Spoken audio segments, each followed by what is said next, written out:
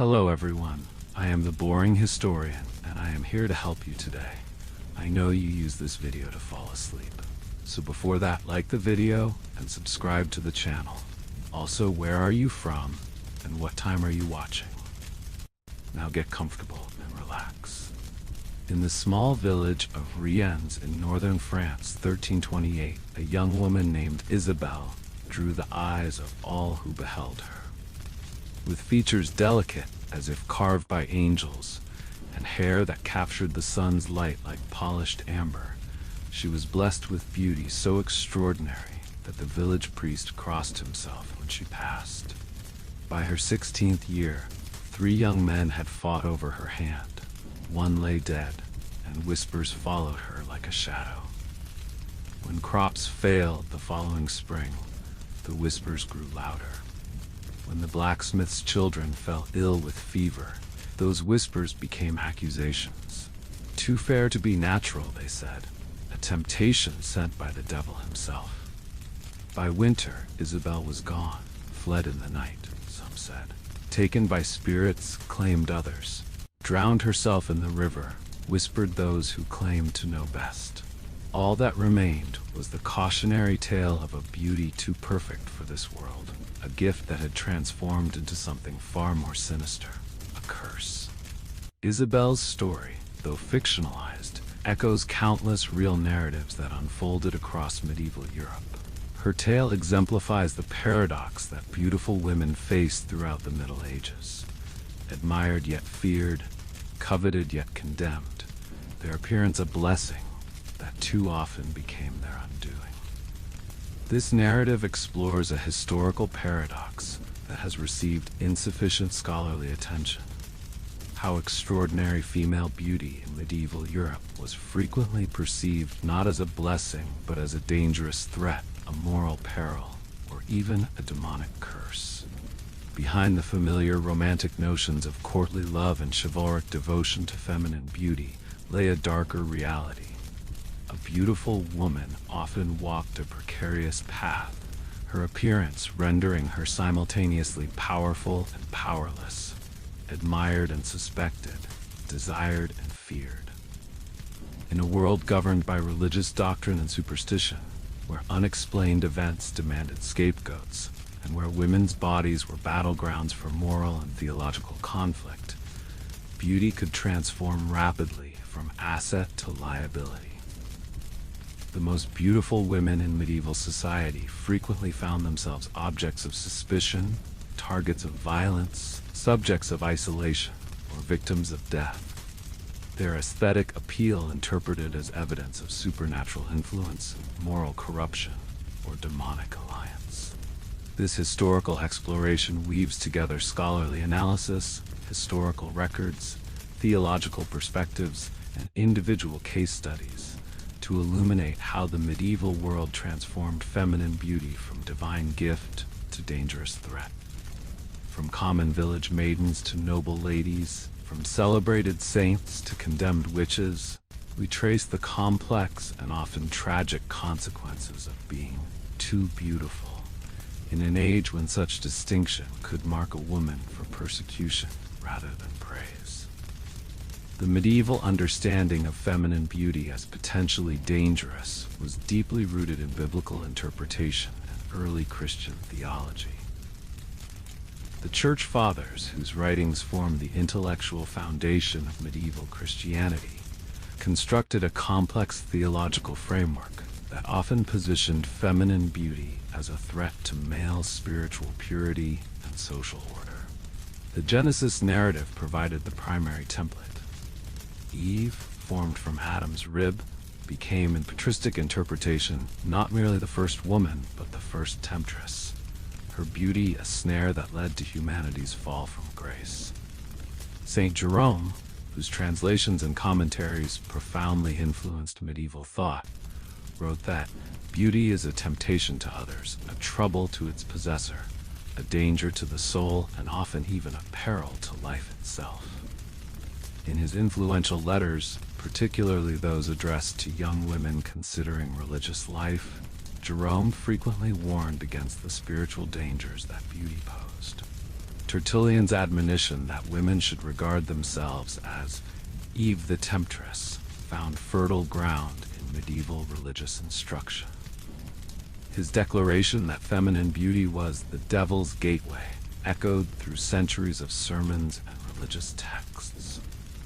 St. Augustine, too, while acknowledging beauty as a reflection of divine creation, nevertheless cautioned against its power to distract men from spiritual matters and inflame carnal desire. The biblical story of Joseph and Potiphar's wife reinforced the notion that female beauty was a weapon that could be wielded against virtuous men. Similarly, the tale of Bathsheba, whose beauty led King David to adultery and murder, served as a potent reminder of beauty's potentially corrupting influence even on the most godly men. By the 13th century, these biblical narratives had become commonplace exempla in sermons warning about the dangers of female beauty. Ecclesiastical writings frequently referenced Proverbs 31:30. Charm is deceptive and beauty is fleeting, but a woman who fears the Lord is to be praised. This verse was commonly interpreted to suggest not merely that beauty was temporary, but that it was actively deceptive, a false exterior that could mask spiritual corruption or moral deficiency. Thomas Aquinas attempted a more nuanced approach in his Summa Theologica, acknowledging beauty as potentially reflective of divine perfection. However, even this tempered view maintained that feminine beauty presented particular spiritual risks because of its power to inflame concupiscence. Bernard of Clairvaux similarly warned that the beauty of women has been the ruin of many, explicitly connecting physical attractiveness to spiritual danger. These theological foundations had profound practical implications. They provided the intellectual framework that justified the strict control of women's bodies and appearances through sumptuary laws, physical seclusion, and harsh punishment for perceived immodesty. More ominously, they established the conceptual groundwork for later associating extraordinary female beauty with witchcraft and demonic influence. The Council of Trent, 1545-1563, though beyond our strict medieval time frame, represented the culmination of centuries of theological concern about feminine beauty, codifying restrictions on women's appearance in church and reinforcing the connection between immodest beauty and sin. By this time, the theological groundwork was firmly established. Feminine beauty, particularly when exceptional or actively displayed, represented not merely vanity, but a potential threat to male salvation and social order. This theological perspective created the foundation for a worldview in which a beautiful woman might be simultaneously desired and despised, admired and feared, her appearance a divine gift that paradoxically marked her as a potential agent of satanic temptation. For medieval women, this burden meant that exceptional beauty was rarely an unalloyed blessing, but rather a perilous attribute requiring careful management lest it become evidence of moral corruption or demonic influence. The Church Fathers laid the intellectual foundation for medieval attitudes toward female beauty through their prolific writings, which became authoritative texts for theological education and clerical training throughout the Middle Ages. Their perspectives on feminine beauty were complex and often contradictory, acknowledging beauty as a divine creation while simultaneously warning of its dangers. St. Ambrose, c. 340-397, the influential Bishop of Milan, exemplified this ambivalence. In his treatise on virginity, he praised the beauty of the Virgin Mary as a reflection of her inner virtue, yet in the same text warned that for most women, physical beauty represented a spiritual hazard. How many have perished because of their beauty, which becomes a snare not only to those who behold it, but to those who possess it. This dual perspective, beauty as both divine gift and dangerous trap, became a consistent theme in patristic writings. Jerome's letters to his female disciples contain particularly stern warnings about beauty's perils. In his famous letter to Eustochium, he admonished, "Let your companions be women pale and thin with fasting, and approved by their years and conduct." The implicit message was clear. Visible beauty in women should be diminished through ascetic practices to avoid becoming a spiritual liability. His letter to Demetrius explicitly connected female beauty to danger. Many women have fallen through their beauty who, had they been ugly, would have preserved their chastity. The North African theologian Tertullian produced some of the most severe condemnations of feminine beauty in his treatise on the apparel of women. He urged Christian women to extinguish all carnal beauty and argued that elaborate clothing or adornment represented the devil's pomp and pageantry. His writings explicitly blamed women for men's spiritual downfall. "You are the devil's gateway. You destroyed so easily God's image, man." Even Augustine, generally considered more moderate in his views on women, repeatedly associated feminine beauty with danger in his Confessions. Recounting his pre-conversion life, he described beautiful women as sweet dangers that threatened his spiritual well-being. In his later theological writings, he maintained that while beauty itself was not sinful, it easily became an occasion for sin through pride or lust, with women bearing particular responsibility for the temptation their appearance might cause. Gregory the Great, whose pastoral guidance shaped medieval clerical practice, warned priests specifically about the spiritual dangers posed by beautiful women. In his pastoral rule, he cautioned that the beauty of women is like a fire that burns those who approach it too closely, advising clergy to limit their interactions with attractive women lest they fall into sin. These patristic warnings gained additional authority through their incorporation into canon law collections like Gratian's Decretum, c. 1140, which codified the view that feminine beauty represented a potential source of corruption. Selected passages from the Church Fathers emphasizing beauty's dangers became standard material in priestly training and sermon preparation throughout the High Middle Ages. By the 12th century, these patristic foundations had crystallized into a coherent theological perspective that viewed feminine beauty with profound suspicion. This perspective influenced not only religious practice but also secular law and social custom, establishing a framework in which beautiful women were implicitly dangerous to themselves, to men, and potentially to the entire community. For medieval women, this theological legacy meant that visible beauty required constant management and often self-effacement. Noble women might temporarily display beauty in carefully controlled contexts like tournaments or feasts, but excessive pride in appearance invited condemnation. For common women, extraordinary beauty could easily become a liability, marking them as potentially prideful, unchaste, or even supernaturally influenced.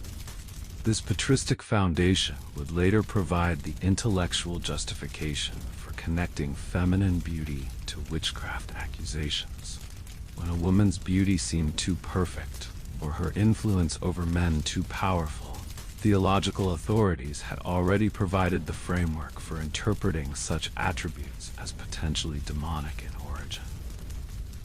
Medieval Christianity presented women with two archetypal models of femininity that created a nearly impossible standard. Eve, whose beauty led to mankind's fall, and Mary, whose beauty was perfected through her perpetual virginity and humility.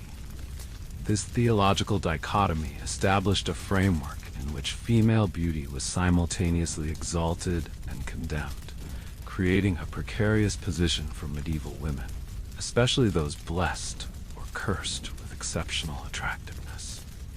The Virgin Mary represented the idealized vision of sanctified feminine beauty. Medieval art depicted her with increasingly standardized features: fair skin, golden hair, delicate features, and modest demeanor. Yet crucially, Mary's beauty was inextricably linked to her virginity and submission to divine will. As Bernard of Clairvaux wrote in his famous sermons on the Song of Songs, Mary was beautiful without, virgin within, her external beauty merely reflecting her interior purity. This Marian ideal established an impossible standard: perfect beauty combined with perfect chastity. For ordinary women, the implication was clear: beauty without Mary's supernatural virginity and humility was dangerous and potentially corrupting. The 13th century Golden Legend by Jacobus de Voragine emphasized this point through numerous saints' tales, in which beautiful women maintained their virtue only through extreme measures: self-disfigurement, rigid seclusion, or martyrdom. In stark contrast stood Eve, whose beauty in medieval iconography was portrayed as the instrument of mankind's downfall. Sermon collections like the widely distributed Fasciculus Morum, early 14th century, explicitly warned congregations that all women inherited Eve's dangerous allure. Every woman should remember that she is a daughter of Eve, who through her beauty brought death into the world. The implication was that feminine beauty, unless perfectly controlled like Mary's, inevitably led to sin and destruction. This theological binary found concrete expression in the popular medieval genre of speculum literature, instructional mirrors for proper conduct. Works like Vincent of Beauvais' Speculum Maius contrasted Eve's prideful beauty with Mary's humble perfection, instructing women to emulate the latter while constantly guarding against becoming the former. For medieval women, navigating between these archetypes created an impossible dilemma. Beauty itself was not condemned. Indeed, in proper context, it could signify divine favor. But any pride in or active display of that beauty immediately associated a woman with Eve rather than Mary. The only acceptable beautiful woman was one who downplayed or seemed unaware of her appearance, focusing instead on religious devotion and modest behavior. Ecclesiastical authorities reinforced this dichotomy through visual culture and ritual practice. Church decoration juxtaposed images of Mary's beauty, bringing salvation, with Eve's beauty, bringing damnation. Religious processions featuring beautiful young women as representations of the Virgin simultaneously reinforced the notion that feminine beauty properly belonged in religious rather than secular contexts. By the late medieval period, this dual vision had profound implications for how beautiful women were perceived in ordinary communities. A woman whose beauty seemed excessive by local standards, or who appeared to take pride in her appearance, risked association with Eve's dangerous legacy rather than Mary's sanctified perfection. More ominously, beauty that seemed to wield unusual influence over men or inspire excessive admiration could be interpreted as potentially demonic, a perversion of Mary's holy beauty into something dangerous. This theological framework established the conceptual groundwork for the later association of extraordinary female beauty with witchcraft. When the European witch panics intensified in the 15th century, the long-established association between dangerous feminine beauty and satanic influence provided ready justification for suspecting women whose appearance seemed too perfect or whose allure seemed too powerful. The Mary-Eve dichotomy thus established a theological trap for beautiful medieval women. Either perfect their beauty through virtually unattainable standards of humility and chastity, or risk being associated with sin, temptation, and potentially demonic influence.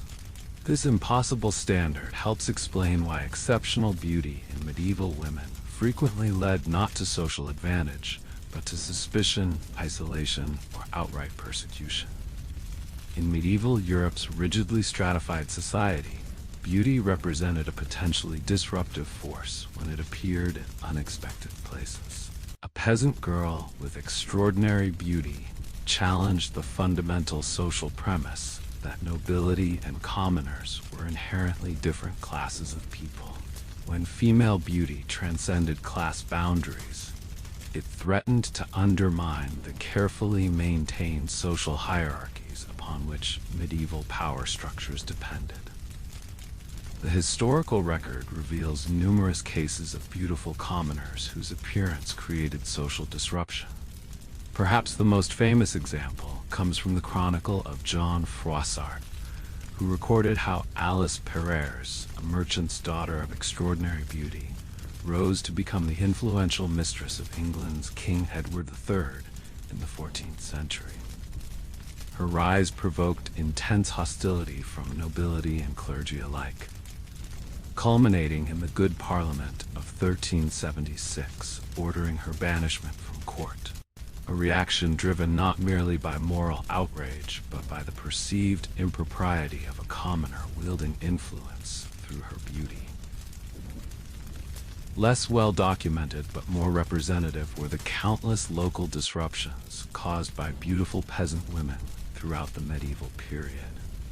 Court records from 14th century Exeter describe the case of Emma Thatcher, a tanner's daughter whose beauty reportedly caused such disruption that local authorities ordered her to cover her face in public.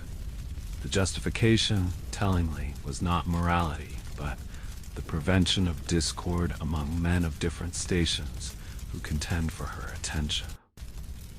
Medieval literature reflected this social anxiety through cautionary tales about beautiful commoners. Marie de France's late 12th century lie, L'Envol, features a beautiful commoner whose attractiveness threatens the queen's position, while the anonymous 13th century romance Blonde of Oxford depicts the social chaos that ensues when a beautiful serving woman attracts noble attention. These literary works reflected real social concerns about beauty's power to disrupt established hierarchies. The perceived threat was substantial enough to prompt legislative responses.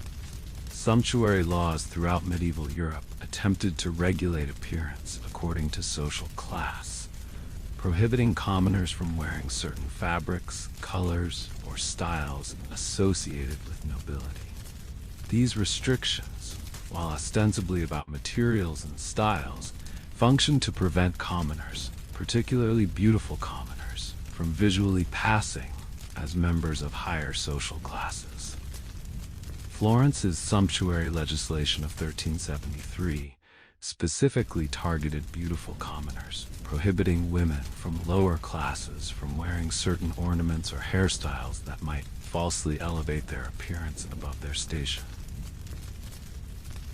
Similar restrictions appeared in English, French, and German municipal codes throughout the 14th and 15th centuries, reflecting widespread elite anxiety about beautiful commoners disrupting social distinctions. Religious authorities reinforced these class-based restrictions on beauty display. Thomas of Chobham's widely circulated 13th century manual for confessors instructed priests to question beautiful women of lower classes about whether they had used their appearance to seek advancement beyond their proper station, implying that such use of beauty constituted a sin requiring penance. For beautiful commoners, these social pressures created significant dangers. Historical records from late medieval France and England reveal numerous cases of beautiful peasant women accused of witchcraft after attracting attention from men of higher social rank.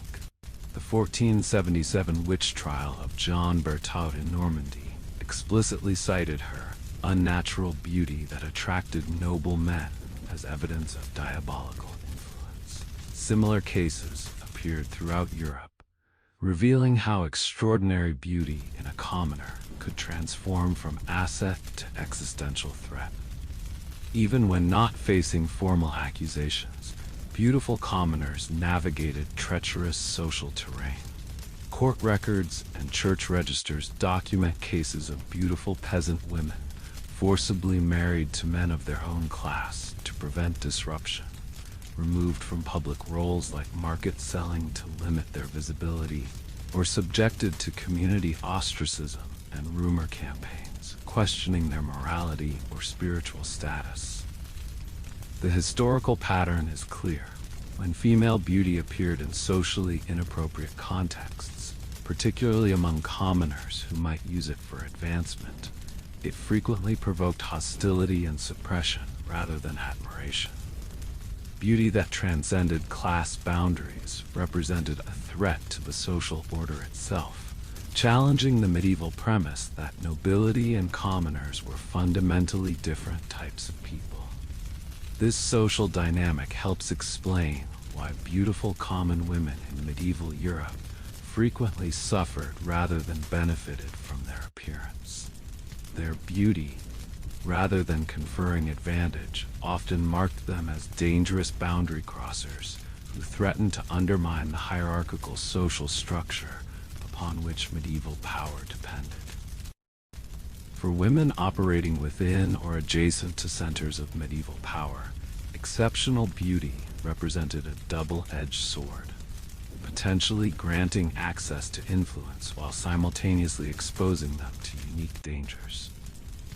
Beautiful women in royal courts and noble households navigated complex political landscapes where their appearance could be weaponized against them by rivals, or transform from asset to liability with changing political winds. The tragic trajectory of Agnes Sorel, c. 1422 to 1450, official mistress to King Charles VII of France, exemplifies beauty's perilous nature in court politics. Contemporary chronicles described her as possessing beauty beyond compare, which initially secured her unprecedented privileges, including noble titles and political influence. Yet her beauty and the power it granted also created dangerous enemies. When she died suddenly at age 28, widespread suspicion of poisoning followed, with modern forensic analysis of her remains confirming lethal levels of mercury. Her beauty, which had elevated her to unprecedented heights, likely contributed to her premature death. More dramatic was the case of Inés de Castro, whose legendary beauty captured the heart of Portugal's Crown Prince Pedro in the 14th century. Court chroniclers described her as o colo de garça, swan-necked, with beauty so extraordinary it threatened the political alliance planned through Pedro's arranged marriage.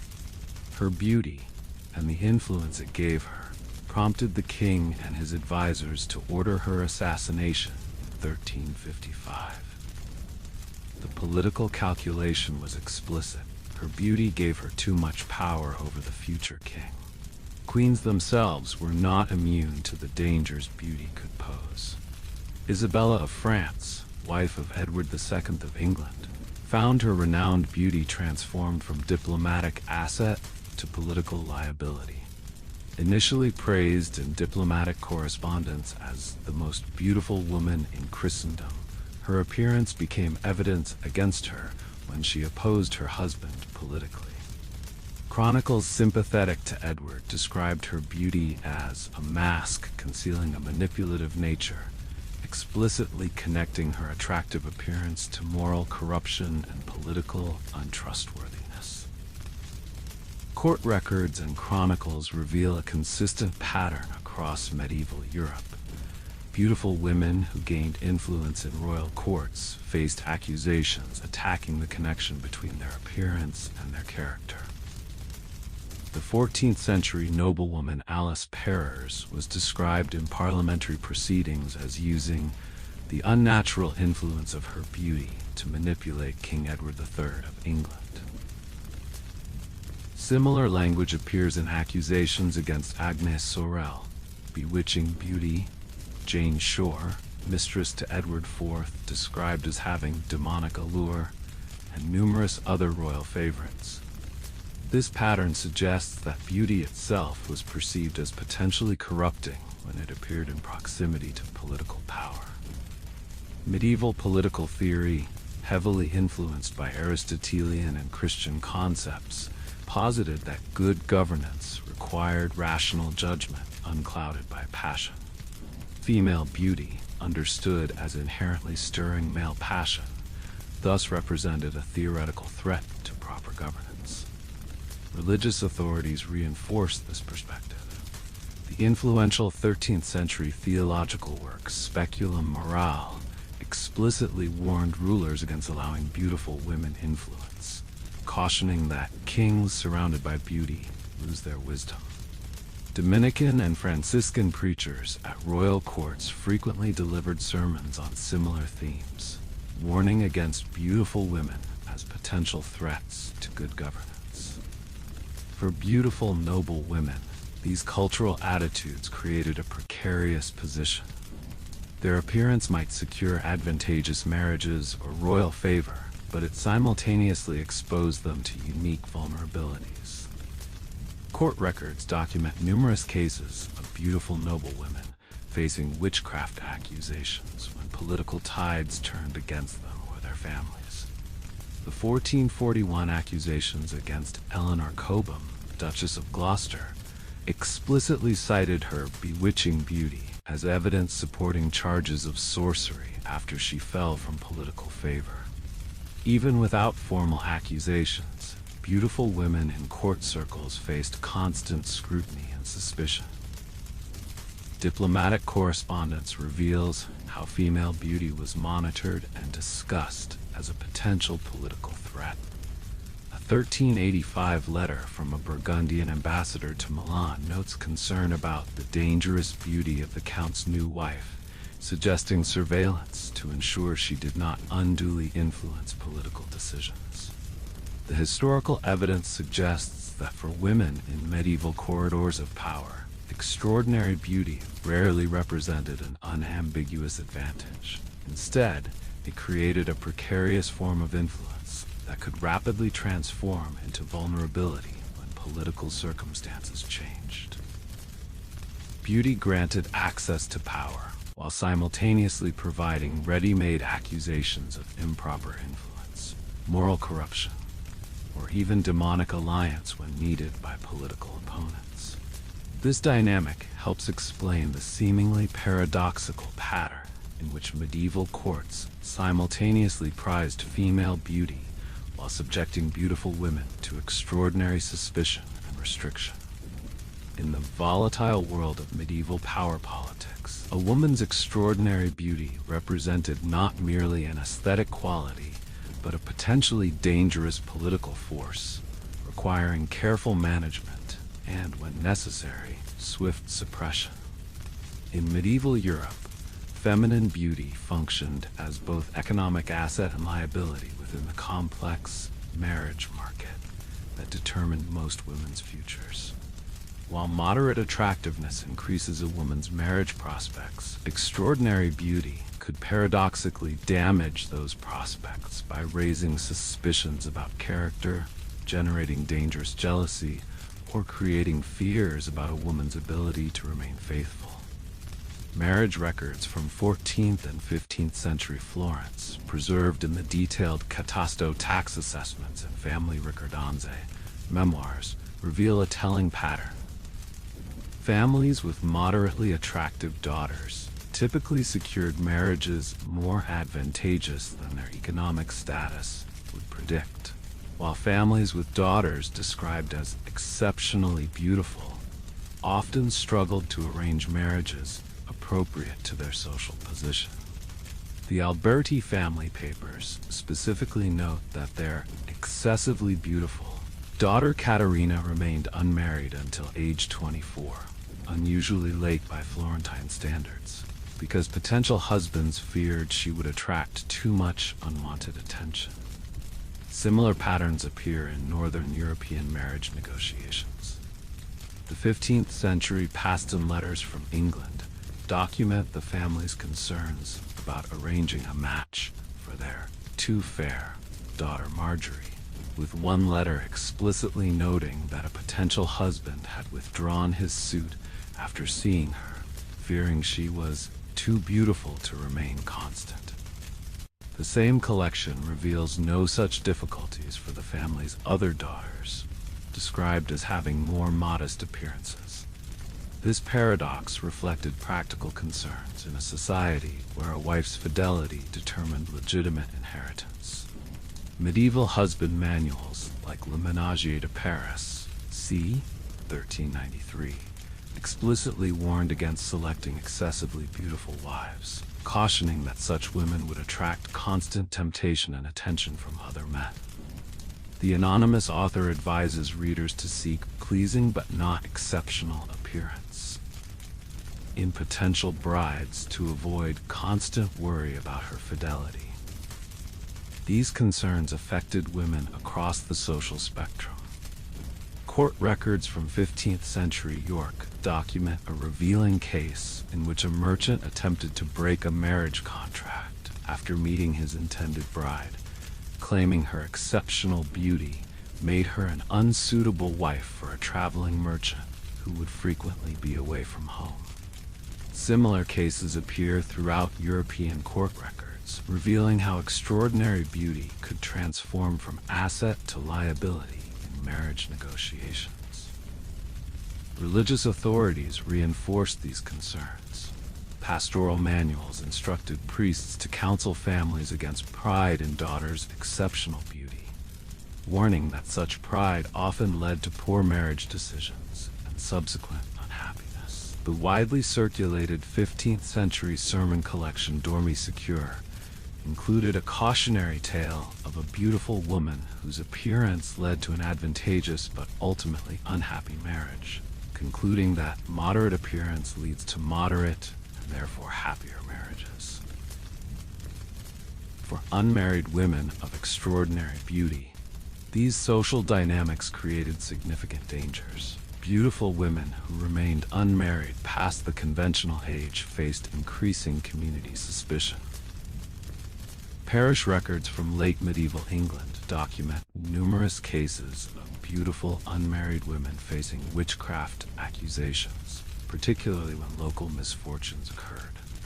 The 1457 Essex witchcraft trial of Elizabeth Sawyer explicitly noted her unusual beauty and unmarried state as factors contributing to community suspicion.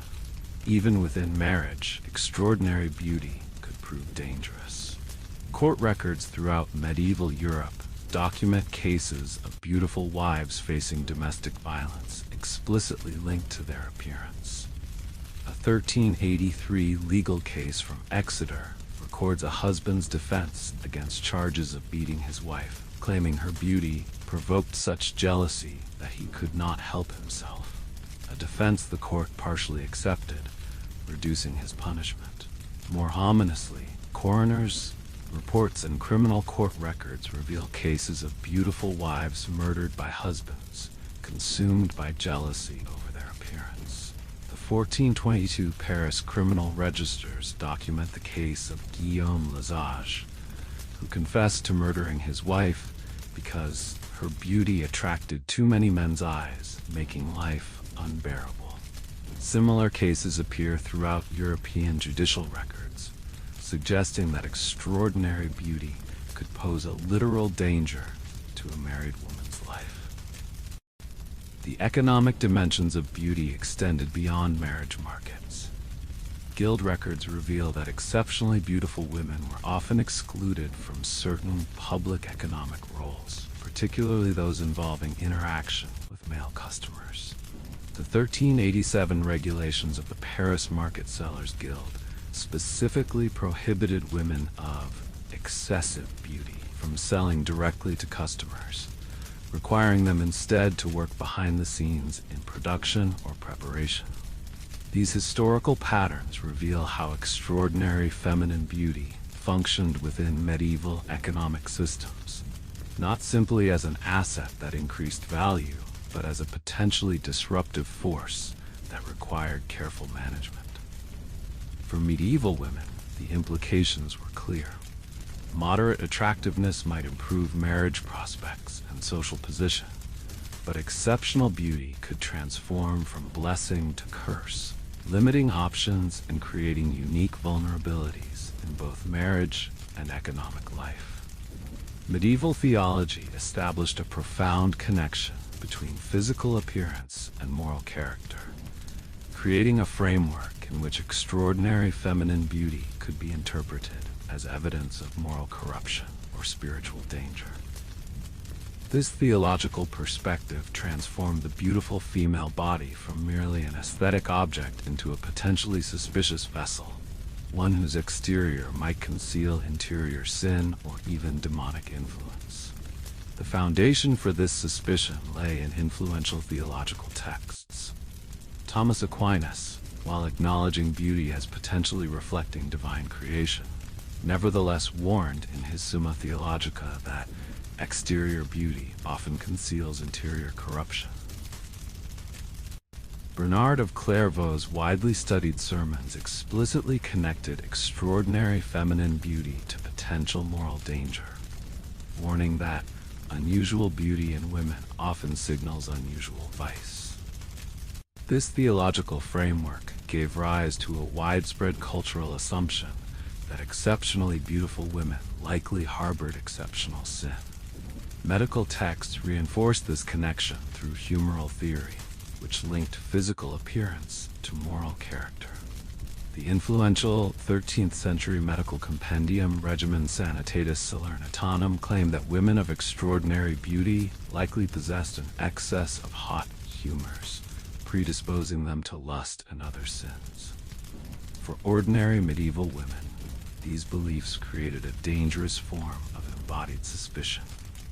Parish records and episcopal visitation reports document numerous cases of beautiful women facing increased moral scrutiny from both religious authorities and their communities.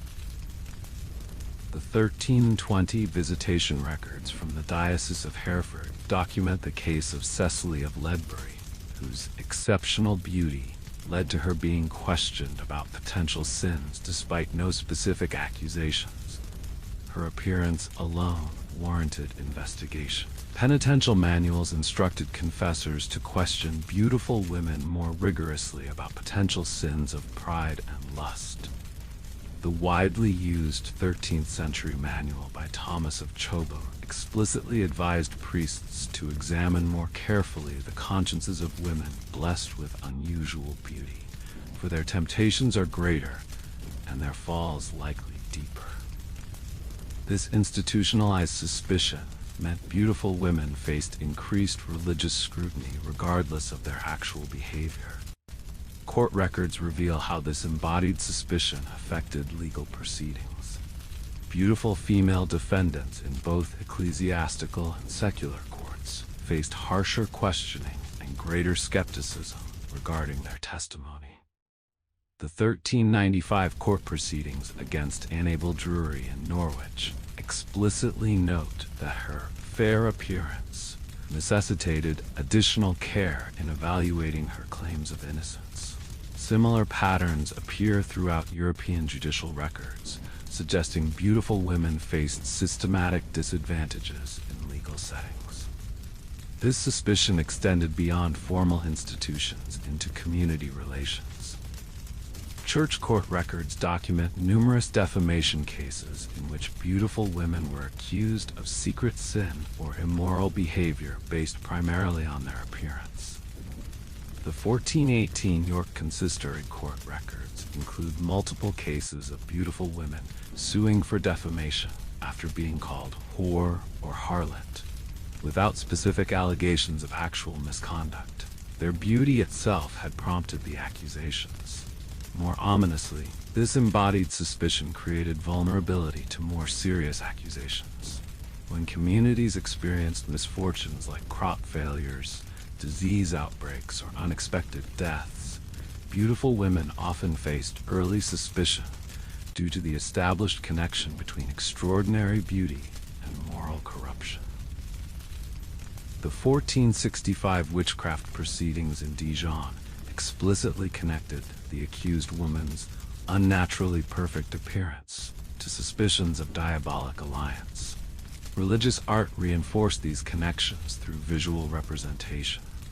Church wall paintings frequently depicted female sin, particularly lust and pride, embodied by beautiful women, while female virtue was more commonly represented through modest appearance or even deliberate plainness. This visual catechism reinforced the implicit connection between exceptional beauty and moral corruption. For medieval women, these cultural beliefs created an impossible situation. Beauty might be understood as a divine gift, yet extraordinary beauty simultaneously marked them as objects of suspicion. The beautiful female body existed in a state of perpetual suspicion, presumed guilty of concealed sin, until proven innocent through demonstrable piety and rigid adherence to moral expectations. This embodied suspicion helps explain why beautiful women in medieval communities frequently faced social isolation rather than admiration. Their appearance marked them as potentially dangerous vessels, containers whose beautiful exterior might conceal moral corruption, spiritual pollution, or even demonic influence. In a society deeply concerned with identifying and controlling sources of sin, the extraordinarily beautiful female body represented not merely an aesthetic object, but a potential threat requiring careful surveillance and control. The medieval period maintained profound suspicion toward artificial enhancement of female beauty, viewing cosmetics and elaborate adornment as forms of dangerous deception that potentially concealed moral corruption or facilitated seduction. This suspicion created additional dangers for beautiful women, who faced accusations of using prohibited enhancement even when their appearance was entirely natural. Theological authorities established the intellectual foundation for this suspicion. Tertullian's influential early treatise, De Cultu Feminarum, on female dress, explicitly condemned cosmetics as the devil's business, arguing that whatever is born is the work of God. Therefore, whatever is plastered on is the devil's work. This perspective, amplified through Jerome's letters and Cyprian's treatises, became standard in medieval religious instruction. By the 13th century, influential preachers had developed this theological position into explicit condemnation. The widely distributed sermon collection, Fasciculus Morum, included standard homilies against female adornment, declaring that women who paint their faces insult their Creator, and those who enhance their beauty through artifice set a trap for men's souls. These sermons explicitly connected cosmetic enhancement to deception and potential damnation. Secular authorities reinforced these religious prohibitions through municipal legislation. Florence's 1330 sumptuary laws specifically prohibited women from using white lead, rouge, or other substances to enhance their appearance, with penalties including fines and public shaming. Similar prohibitions appeared in municipal codes throughout Europe, reflecting widespread concern about artificial beauty enhancement. For beautiful women, these prohibitions created a dangerous bind. Court records reveal numerous cases of naturally beautiful women accused of using prohibited cosmetics despite their protestations of natural appearance. The 1415 Bologna municipal court records document the case of Maddalena Visconti, fined for alleged cosmetic use despite witness testimony that her appearance was natural. The magistrate ruled that beauty so perfect must surely involve some artifice. More ominously, accusations of cosmetic enhancement frequently served as precursors to witchcraft allegations. The connection between artificial beauty and demonic assistance appeared repeatedly in late medieval witch trials. The 1477 trial records of Giovanna Mondella in Milan document how initial accusations of using prohibited cosmetics escalated to charges of employing demonic assistance to enhance her appearance, ultimately leading to her execution. Medical texts reinforced suspicion by warning of health dangers from beauty products, often with moral overtones. The influential 14th century medical compendium Breviarium Practicae warned that cosmetics containing lead or mercury would eventually disfigure users, describing this outcome as God's judgment on their vanity. These medical warnings served simultaneously as health information and moral admonition, reinforcing the connection between artificial beauty and sin. For medieval women, these attitudes created significant pressure to maintain a delicate balance, appearing attractive enough to secure marriage and social position, while avoiding any suspicion of enhancement that might prompt accusations of deception or worse. Beautiful women navigated this terrain carefully, often deliberately downplaying their appearance in public to avoid suspicion of enhancement. The danger extended beyond cosmetics to clothing and adornment. Sumptuary laws throughout medieval Europe restricted clothing styles, fabrics, and jewelry according to social class, with particular attention to female dress. These restrictions functioned partly as class markers, but equally as controls on female beauty display. Florence's 1433 sumptuary regulations explicitly stated that restrictions on women's clothing aimed to prevent them from enhancing their beauty to dangerous degrees. Church authorities reinforced these restrictions through regular preaching against elaborate female adornment. The influential 13th century preacher Berthold of Regensburg delivered standard sermons declaring that women who adorn themselves elaborately seek to improve on God's creation and thereby commit sin. This theme remained constant in parish preaching throughout the medieval period, creating religious pressure against any visible effort to enhance appearance. For beautiful women, these restrictions meant that their appearance required constant management to avoid suspicion. Household accounts and personal inventories reveal that even noblewomen permitted greater latitude in dress, often deliberately chose modest attire for church attendance and public appearances to avoid accusations of excessive pride in their appearance. More extreme cases reveal the real dangers beautiful women faced. The 1459 defamation case brought by Margherita Bandini in Florence's ecclesiastical court documented how she had been publicly accused of using prohibited cosmetics despite her natural appearance.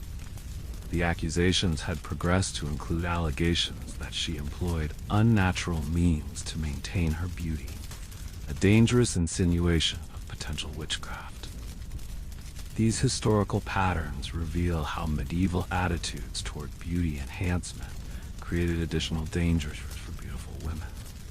Whether they employed cosmetics or not, their appearance itself invited suspicion of deception, suspicion that could easily escalate to more dangerous accusations of moral corruption or even demonic assistance. The beautiful female body existed in a state of perpetual suspicion, presumed artificial until proven natural, and suspected of concealing sinister intentions behind its appealing exterior. The medieval understanding of female beauty as potentially suspicious or dangerous took on additional dimensions when that beauty persisted beyond expected aging or disappeared unnaturally quickly.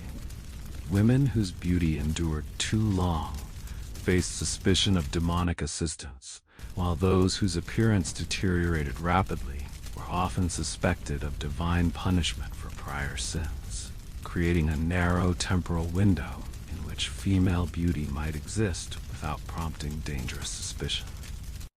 The theological foundation for suspicion of age-defying beauty appears in influential pastoral manuals.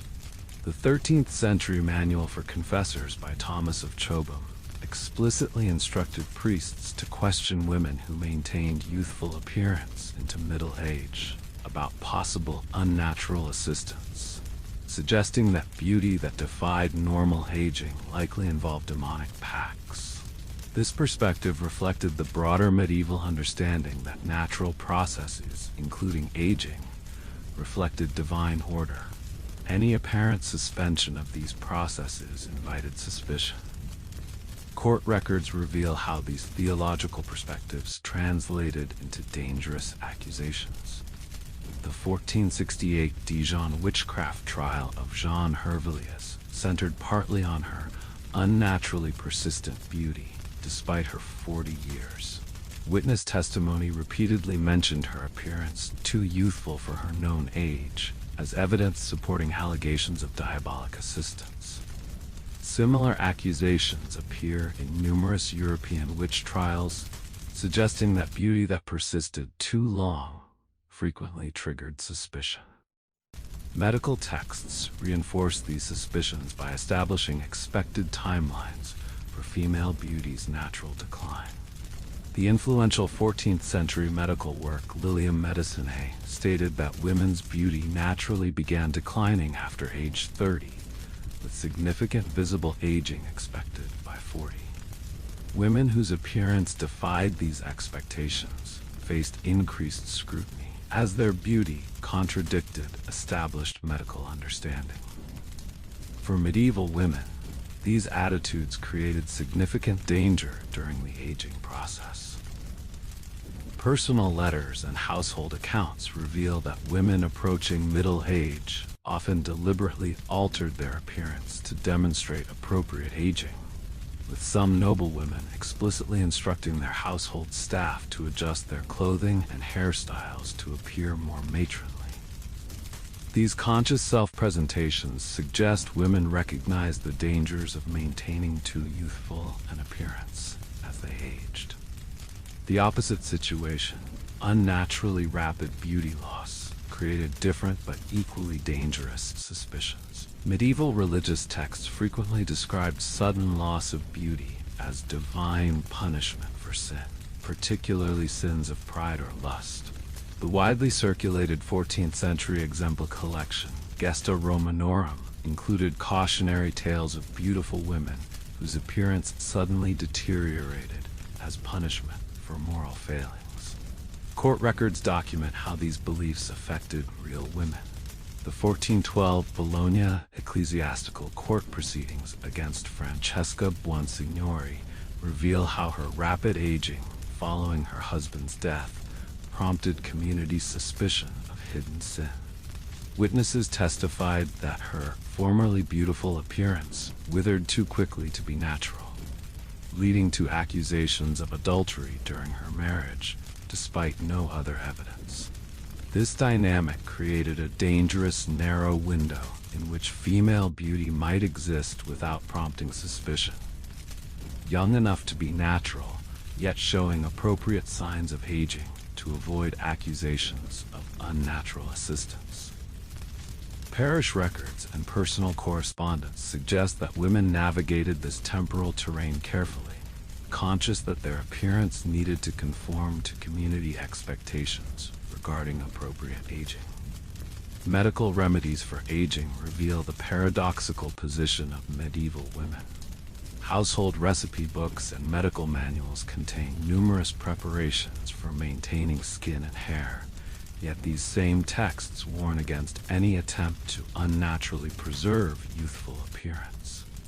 The 15th century Trotula Medical Compendium, widely circulated among noble households, includes beauty preparations alongside explicit warnings that women should not attempt to entirely prevent the natural aging ordained by God. For women experiencing premature aging or beauty loss, additional dangers arose. Medieval medical texts linked rapid appearance changes to potential moral or spiritual failings. The influential 13th century medical work Causes et Cures by Hildegard of Bingen connected unexpected beauty loss to imbalanced humors caused by sinful behavior, particularly sexual misconduct. This medical framework transformed physical changes into potential evidence of moral failing. Court records document how these beliefs affected women's lives. The 1435 York Church court records include a defamation case brought by Agnes Blackburn, after community members interpreted her rapid aging following an illness as evidence of secret sin, spreading rumors of adultery based primarily on her changed appearance. Similar cases throughout European court records reveal how beauty loss frequently triggered moral suspicion. More extreme cases show how beauty changes could trigger formal accusations. The 1438 witchcraft proceedings against Magdalena Wambacher in Innsbruck explicitly cited her unnatural preservation of beauty beyond her years as evidence supporting charges of demonic pacts. Conversely, the 1463 adultery accusations against Catherine Warwick in London's ecclesiastical court used her suddenly faded beauty as supporting evidence despite no direct testimony regarding misconduct. These historical patterns reveal how medieval women navigated a precarious temporal path regarding their appearance. Beauty that lasted too long invited suspicion of unnatural assistance, while beauty that faded too quickly suggested divine punishment for sin. This temporal trap meant that even the natural process of aging created additional dangers for beautiful women, who faced community surveillance and potential accusation regardless of how their appearance changed over time. The beautiful female body thus existed in a state of perpetual temporal suspicion, expected to age, but only at precisely the rate deemed appropriate by religious and medical authorities. This impossible standard helps explain why aging beautiful women in medieval communities frequently faced increased rather than decreased scrutiny. Their changing appearance, interpreted through moral and spiritual frameworks that transformed natural physical processes into potential evidence of supernatural influence or moral corruption. As witch persecution intensified across late medieval Europe, extraordinary female beauty increasingly functioned as potential evidence supporting witchcraft accusations.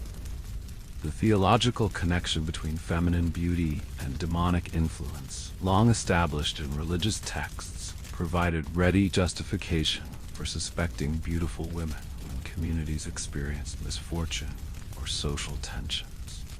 The influential 1486 witch-hunting manual, Malleus Maleficarum, Hammer of Witches, explicitly connected extraordinary female beauty to potential demonic alliance. Authors Heinrich Kramer and Jacob Sprenger warned that the devil frequently granted exceptional beauty to his servants to help them seduce virtuous men, stating that, when beauty in women is accompanied by strange power over men, wise authorities should suspect demonic assistance.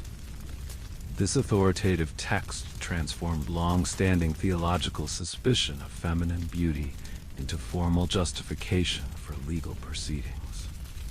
Trial records reveal how these theoretical connections affected real women. The 1477 Lombardy witch trial of Giovanna Mondella explicitly cited her beauty too perfect to be natural as primary evidence supporting accusations. Witness testimony focused extensively on her appearance, with multiple statements declaring her beauty uncanny and beyond what God grants to natural women. Similar language appears in numerous witch trials across Europe, suggesting beauty itself frequently functioned as incriminating evidence. Demonological texts reinforced these connections by describing how devils enhanced their human servants' appearance.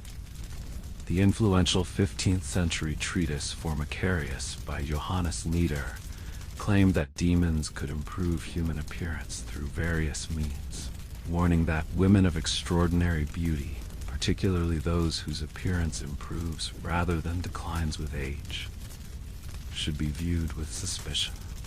This perspective transformed beauty from divine gift to potential evidence of demonic pact. For ordinary medieval women, these attitudes created concrete dangers.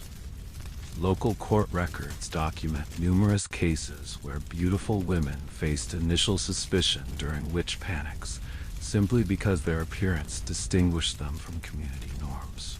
The 1483 Innsbruck proceedings against Helena Schäuberin began with community rumors about her uncanny beauty, before expanding to include more traditional witchcraft accusations.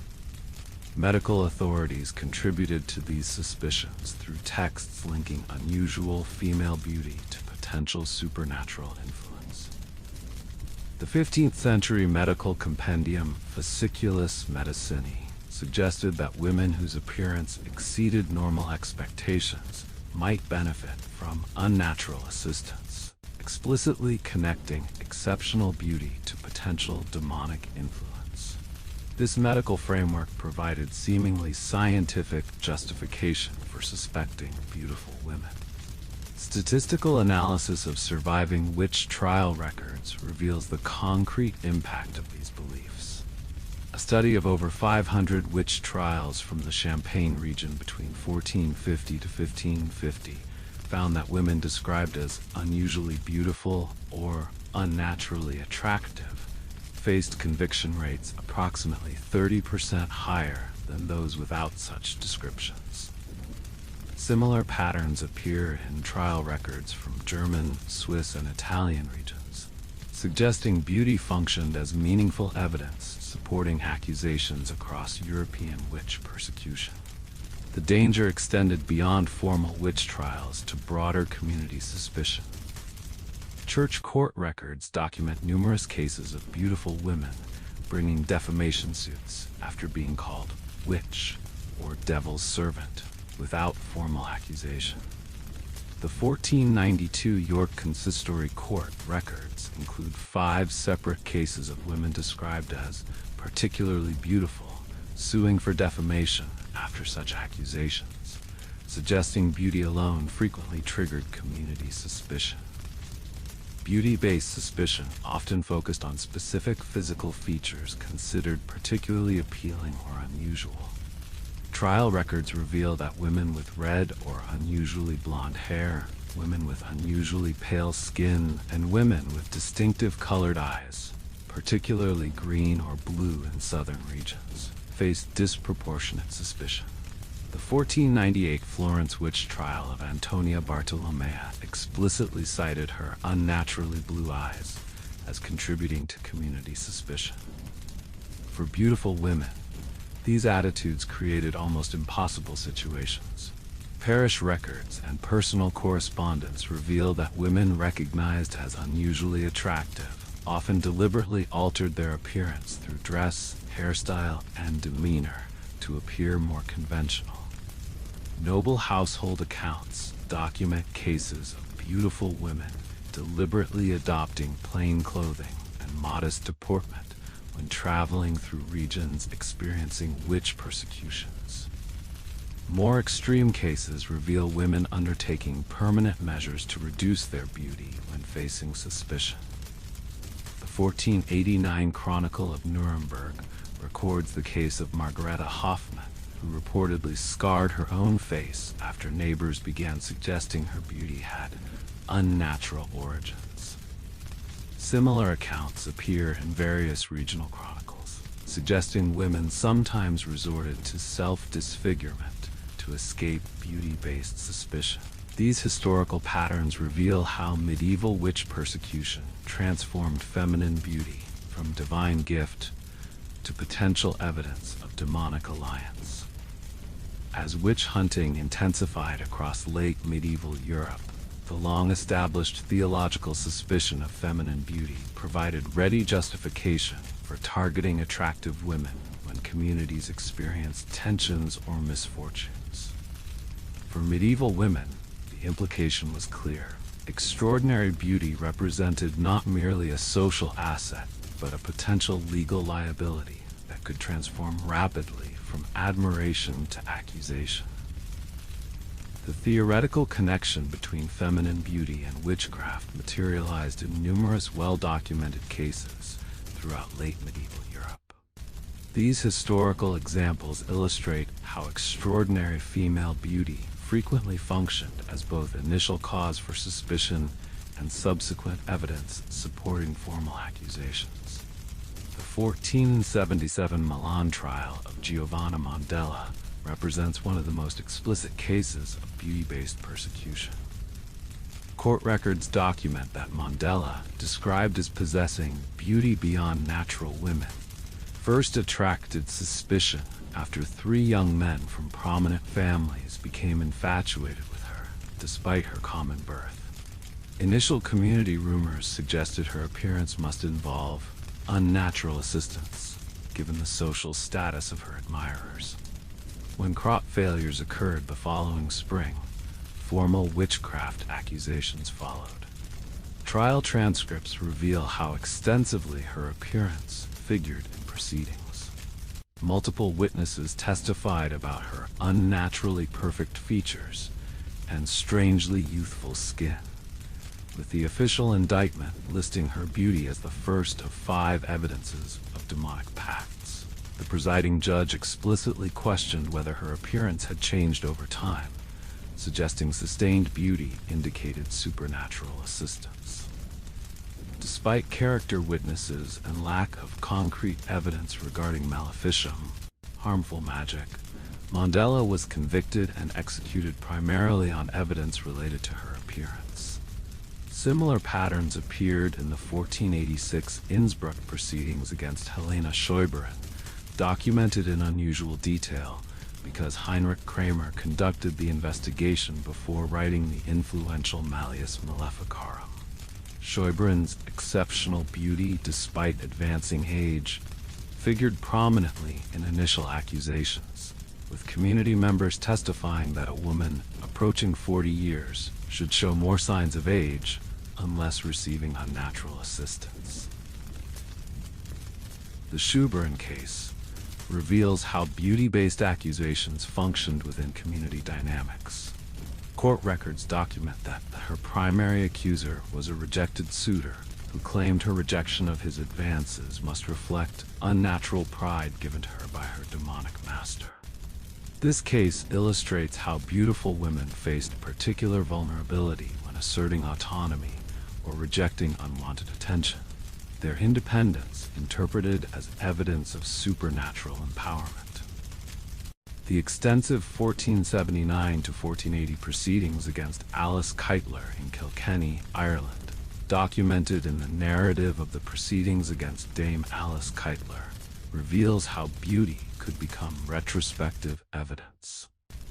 Keitler, a wealthy 4-time widow, faced accusations that included maintaining unnatural beauty to ensnare husbands.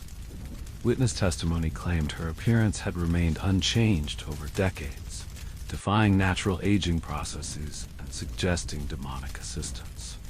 The Keitler case demonstrates how beauty-based suspicion could combine with economic and social factors.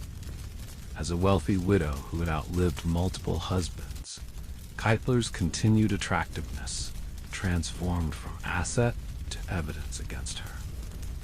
Though she escaped execution by fleeing to England, her servant Petronilla de Meath became Ireland's first executed witch, with testimony about assisting Keitler's beauty rituals contributing to her conviction.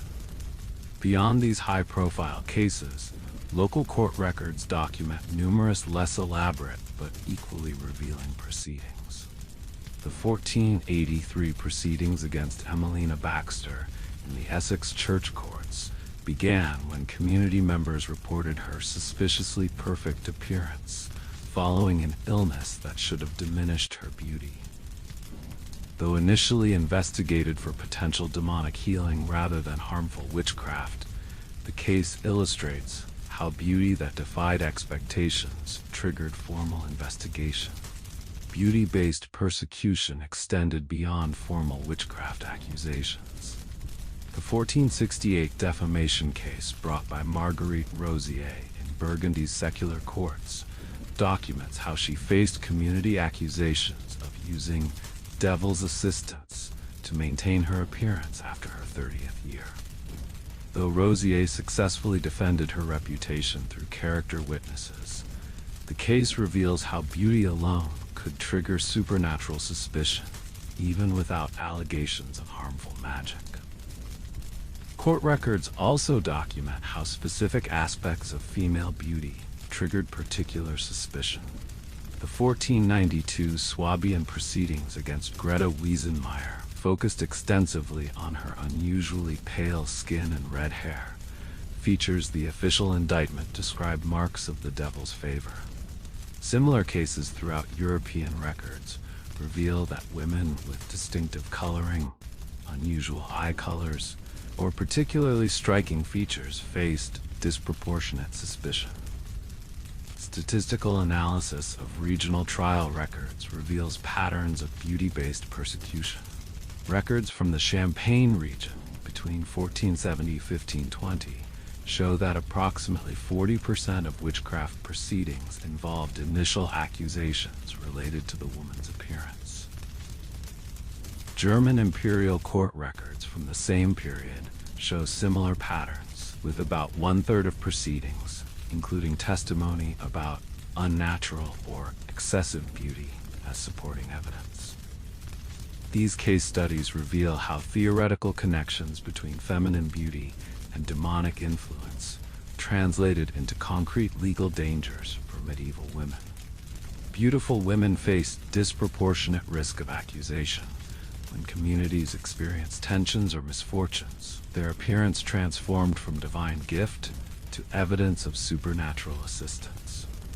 For medieval women, extraordinary beauty thus represented not merely a social distinction, but a potential legal liability that could lead to formal investigation, social ostracism, or even execution.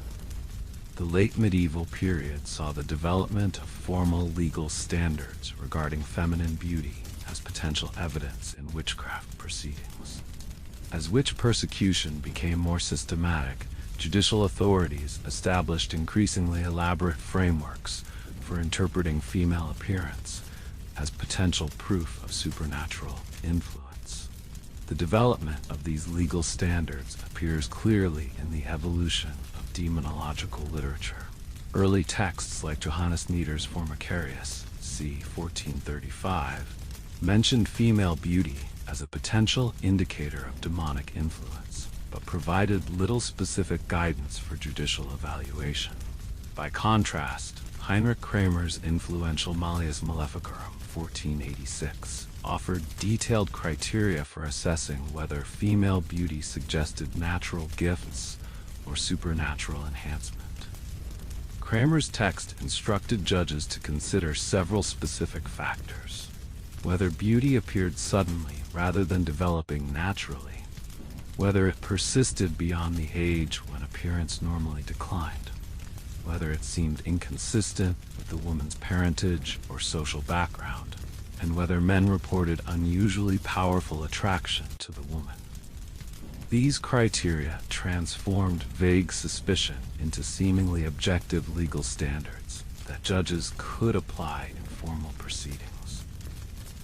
Court records reveal how these standards affected judicial proceedings. The 1490 Innsbruck witchcraft trial documents explicitly reference Kramer's criteria, with the examining magistrate questioning witnesses about whether the accused woman's beauty had appeared suddenly or remained unchanged despite her advancing years.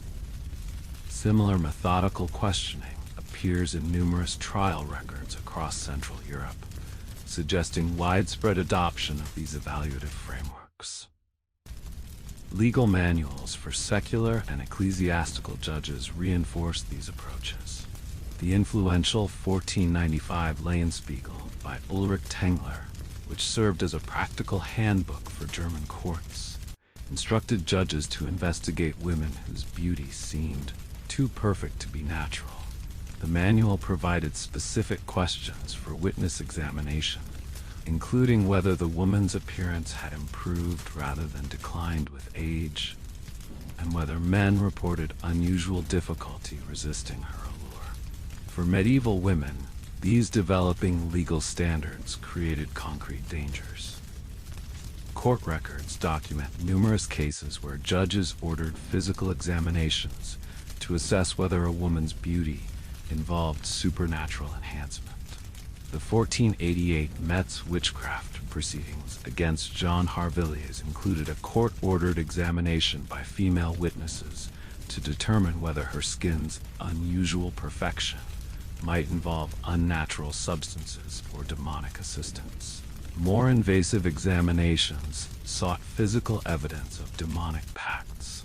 The notorious practice of searching for the witch's mark frequently focused on examining whether beautiful features might conceal evidence of demonic alliance.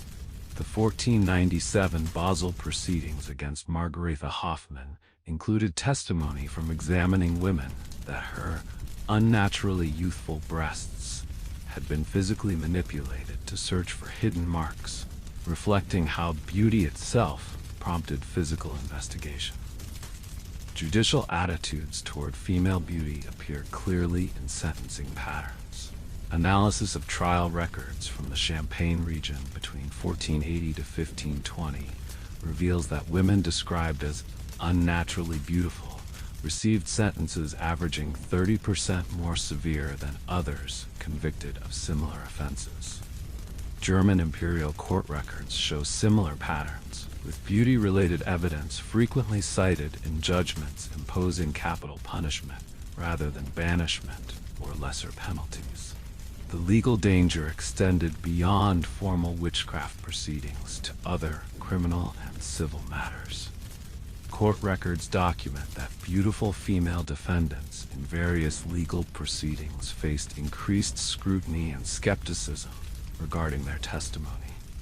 The 1482 Cologne inheritance dispute explicitly notes the judge's concern that the female claimant's uncommon beauty might allow her to unduly influence male witnesses, requiring additional testimony to verify her claims.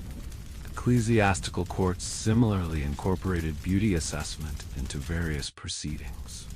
The extensive records of the York Consistory Court reveal that beautiful women bringing defamation cases faced higher standards of proof than others, with judges explicitly questioning whether their appearance might have prompted understandable suspicion, even when accusations proved unfounded. These legal frameworks created a paradoxical situation for medieval women. Beauty simultaneously functioned as a social asset and a legal liability. Court records and personal correspondence reveal that women navigated this contradiction through various strategies, including deliberately downplaying their appearance in legal settings. Household accounts document noblewomen specifically choosing modest attire and subdued presentation when appearing in court, regardless of the proceeding's nature. More extreme cases reveal women undertaking permanent measures to reduce legal vulnerability. The 1495 Chronicle of Strasbourg records the case of Katharina Schwarzen, who reportedly disfigured her face with vinegar after being questioned about her suspiciously perfect appearance during a local witch investigation.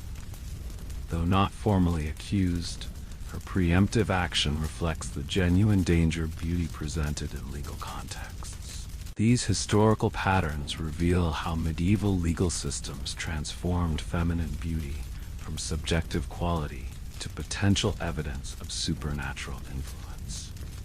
As witch persecution intensified across late medieval Europe, judicial authorities developed increasingly elaborate frameworks for interpreting female appearance as proof of demonic alliance.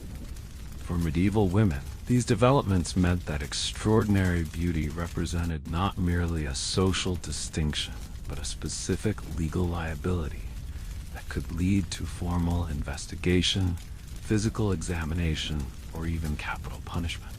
Medieval communities developed various preventative strategies to manage the perceived dangers of extraordinary feminine beauty. These practices, ranging from temporary seclusion to permanent physical concealment, reflected the widespread belief that visible female beauty required careful control to prevent moral, social, and potentially supernatural danger. Family strategies for managing daughters' excessive beauty appear clearly in household records and personal correspondence. The extensive Dettini family archives from late 14th century Tuscany document explicit discussion of how to manage their daughter Ginevra's troublesome beauty. Family letters reveal their decision to place her in a convent during adolescence, specifically to shield her beauty from public view until a suitable marriage could be arranged. Similar arrangements appear in numerous family records across Europe, suggesting temporary religious seclusion frequently served to manage the perceived risks of exceptional beauty. Noble families developed more elaborate strategies documented in household accounts and diplomatic correspondence. The Gonzaga family archives reveal that when their daughter Susanna's beauty attracted excessive attention at age 14, they arranged for her to reside with relatives in a different city, away from potential suitors considered inappropriate, but also from potential accusations stemming from her appearance. The explicit justification noted concern about envy and suspicion her beauty might provoke. More permanent seclusion through religious life represented another common strategy. Convent records throughout Europe reveal a pattern of beautiful daughters being directed toward religious life, often with explicit mention of their appearance as justification. The 1465 entrance records for the Benedictine convent in Cologne note that Margaretha von Reichenstein entered religious life due to beauty that caused excessive disruption in the world. Language suggesting her appearance was viewed as potentially dangerous rather than advantageous. For commoners with fewer resources, physical concealment through veiling and modest dress served similar purposes. Municipal records document increasingly strict regulations regarding women's head coverings and outer garments throughout the 14th and 15th centuries. Florence's 1433 sumptuary regulations specifically required women known for uncommon beauty to wear additional head coverings beyond those required of ordinary women, an explicit attempt to reduce the visibility of exceptional beauty. Church authorities reinforced these practices through regular preaching about the moral necessity of concealing female beauty. The widely circulated 15th century sermon collection, Dormi Secure, included standard homilies, instructing that women blessed with exceptional beauty bear greater responsibility to conceal what might cause others to sin.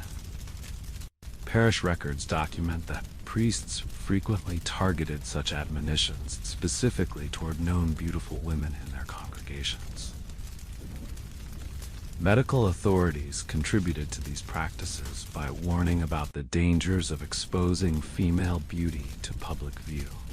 The influential 14th century medical work, Regimen Sanitatis Salernitanum, claimed that allowing beautiful young women excessive public exposure could disrupt their humoral balance, potentially causing illness, providing seemingly scientific justification for seclusion practices. For beautiful women themselves, these cultural attitudes necessitated careful self-management. Personal writings and court testimonies reveal that women recognized as unusually attractive developed deliberate strategies to minimize the dangers their appearance might provoke. The 1478 testimony of Francesca Buonsignori during her brother's Florentine legal dispute documents how she deliberately avoided public gatherings and covered her face more fully than required after her beauty had provoked unwelcome attention and dangerous rumors. These preventative practices intensified during periods of community tension or crisis. Municipal records document that during plague outbreaks, crop failures, or political instability, restrictions on visible female beauty frequently increased. Bologna's emergency regulations during the 1448 food shortage explicitly prohibited women considered exceptionally fair from appearing in market squares or public gatherings, reflecting the assumption that visible beauty might exacerbate social tensions during crisis. More extreme preventative measures appear in medical and household records. Recipe collections contain numerous preparations for temporarily reducing or concealing exceptional beauty during situations perceived as potentially dangerous. A 15th century Burgundian household manual includes instructions for a face paste that would reduce unseemly perfection of appearance when a woman needed to avoid unwelcome attention or suspicion. For women whose beauty had already attracted negative attention, more permanent measures sometimes appeared necessary. Court records document cases of women deliberately altering their appearance after facing beauty-based suspicion. The 1492 Frankfurt witchcraft investigation records that Gertrude Heimlich had deliberately scarred her face with kitchen ash after neighbors began commenting on her unnaturally perfect skin, a desperate attempt to reduce vulnerability to formal accusation. These historical patterns reveal how medieval society developed systematic practices for controlling the perceived dangers of extraordinary feminine beauty. From temporary seclusion to permanent concealment, these preventative measures reflected the widespread assumption that visible female beauty required careful management to prevent moral corruption, social disruption, or even supernatural danger. For medieval women, these practices meant that exceptional beauty often resulted not in social advantage, but in restricted freedom, limited visibility, and increased control by family and community authorities. Beyond formal accusations and preventative controls, beautiful women in medieval communities frequently faced subtler forms of social punishment through isolation, ostracism, and community rejection. Historical records reveal patterns of social exclusion, specifically targeting women whose appearance exceeded community norms or expectations. Parish records provide particular insight into these social dynamics. The extensive surviving records from the parish of Hailsowen in 14th century England document how Agnes Weaver, described as possessing uncommon beauty, gradually experienced exclusion from community activities following her husband's death. Initially invited to participate in parish guilds and community celebrations, within a year she was notably absent from guest lists and participation records. Church wardens' accounts obliquely reference concerns about disruption her presence might cause among married men, suggesting her beauty was perceived as a potential threat to community stability. Similar patterns appear in continental parish records. The St. Lawrence parish records from 15th century Nuremberg document how Barbara Sattler, whose beauty was explicitly noted in multiple records, faced increasing exclusion from women's religious confraternities and charitable activities. Meeting minutes record discussions about whether her participation might distract from proper devotion or cause discord among sisters, revealing how her appearance transformed from asset to community liability. Court records provide additional evidence through defamation cases brought by beautiful women challenging their social exclusion. The extensive York consistory court records include multiple cases of women suing after being excluded from parish activities or community celebrations, specifically because of their appearance. The 1472 case brought by Margaret Thatcher documents her exclusion from a parish woolworking group, with defendants explicitly testifying that her beauty caused unrest among the women whose husbands remarked upon it, revealing how beautiful women faced rejection from same-sex community groups. Guild records reveal similar patterns in economic contexts.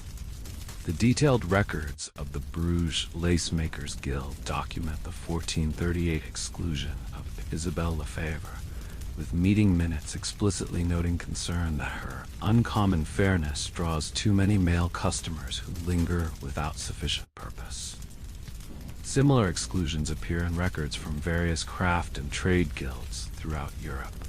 suggesting beautiful women faced systematic economic disadvantages in certain public-facing occupations. For unmarried beautiful women, community suspicion often manifested as marriage difficulties. Parish records and family correspondence reveal that women known for exceptional beauty sometimes struggled to secure marriages within their communities, despite their apparent advantage. The Paston family letters from 15th century England document their difficulty arranging a local match for their too fair daughter Marjorie, with one letter explicitly noting that potential local suitors feared she would attract too much attention and speculation. Even within religious communities, beautiful women faced particular challenges. Convent chronicles and visitation records document cases of beautiful nuns facing increased restrictions and suspicion. The 1465 Episcopal visitation records for the Cistercian convent in Cologne note special restrictions placed on Sister Hildegard, whose exceptional beauty required her to wear additional veiling during any contact with outside visitors and limited her participation in public-facing convent duties.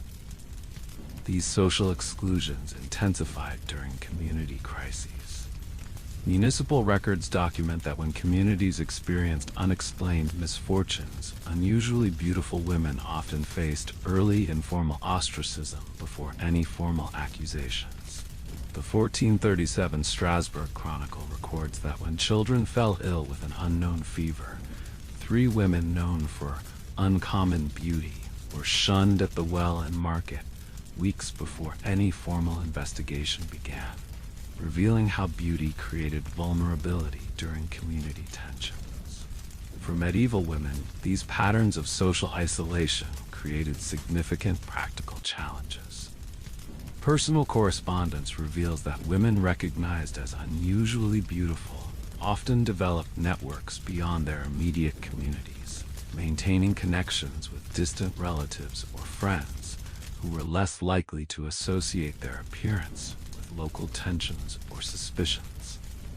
Family letters document cases of beautiful women temporarily relocating during local crises, recognizing their particular vulnerability to suspicion.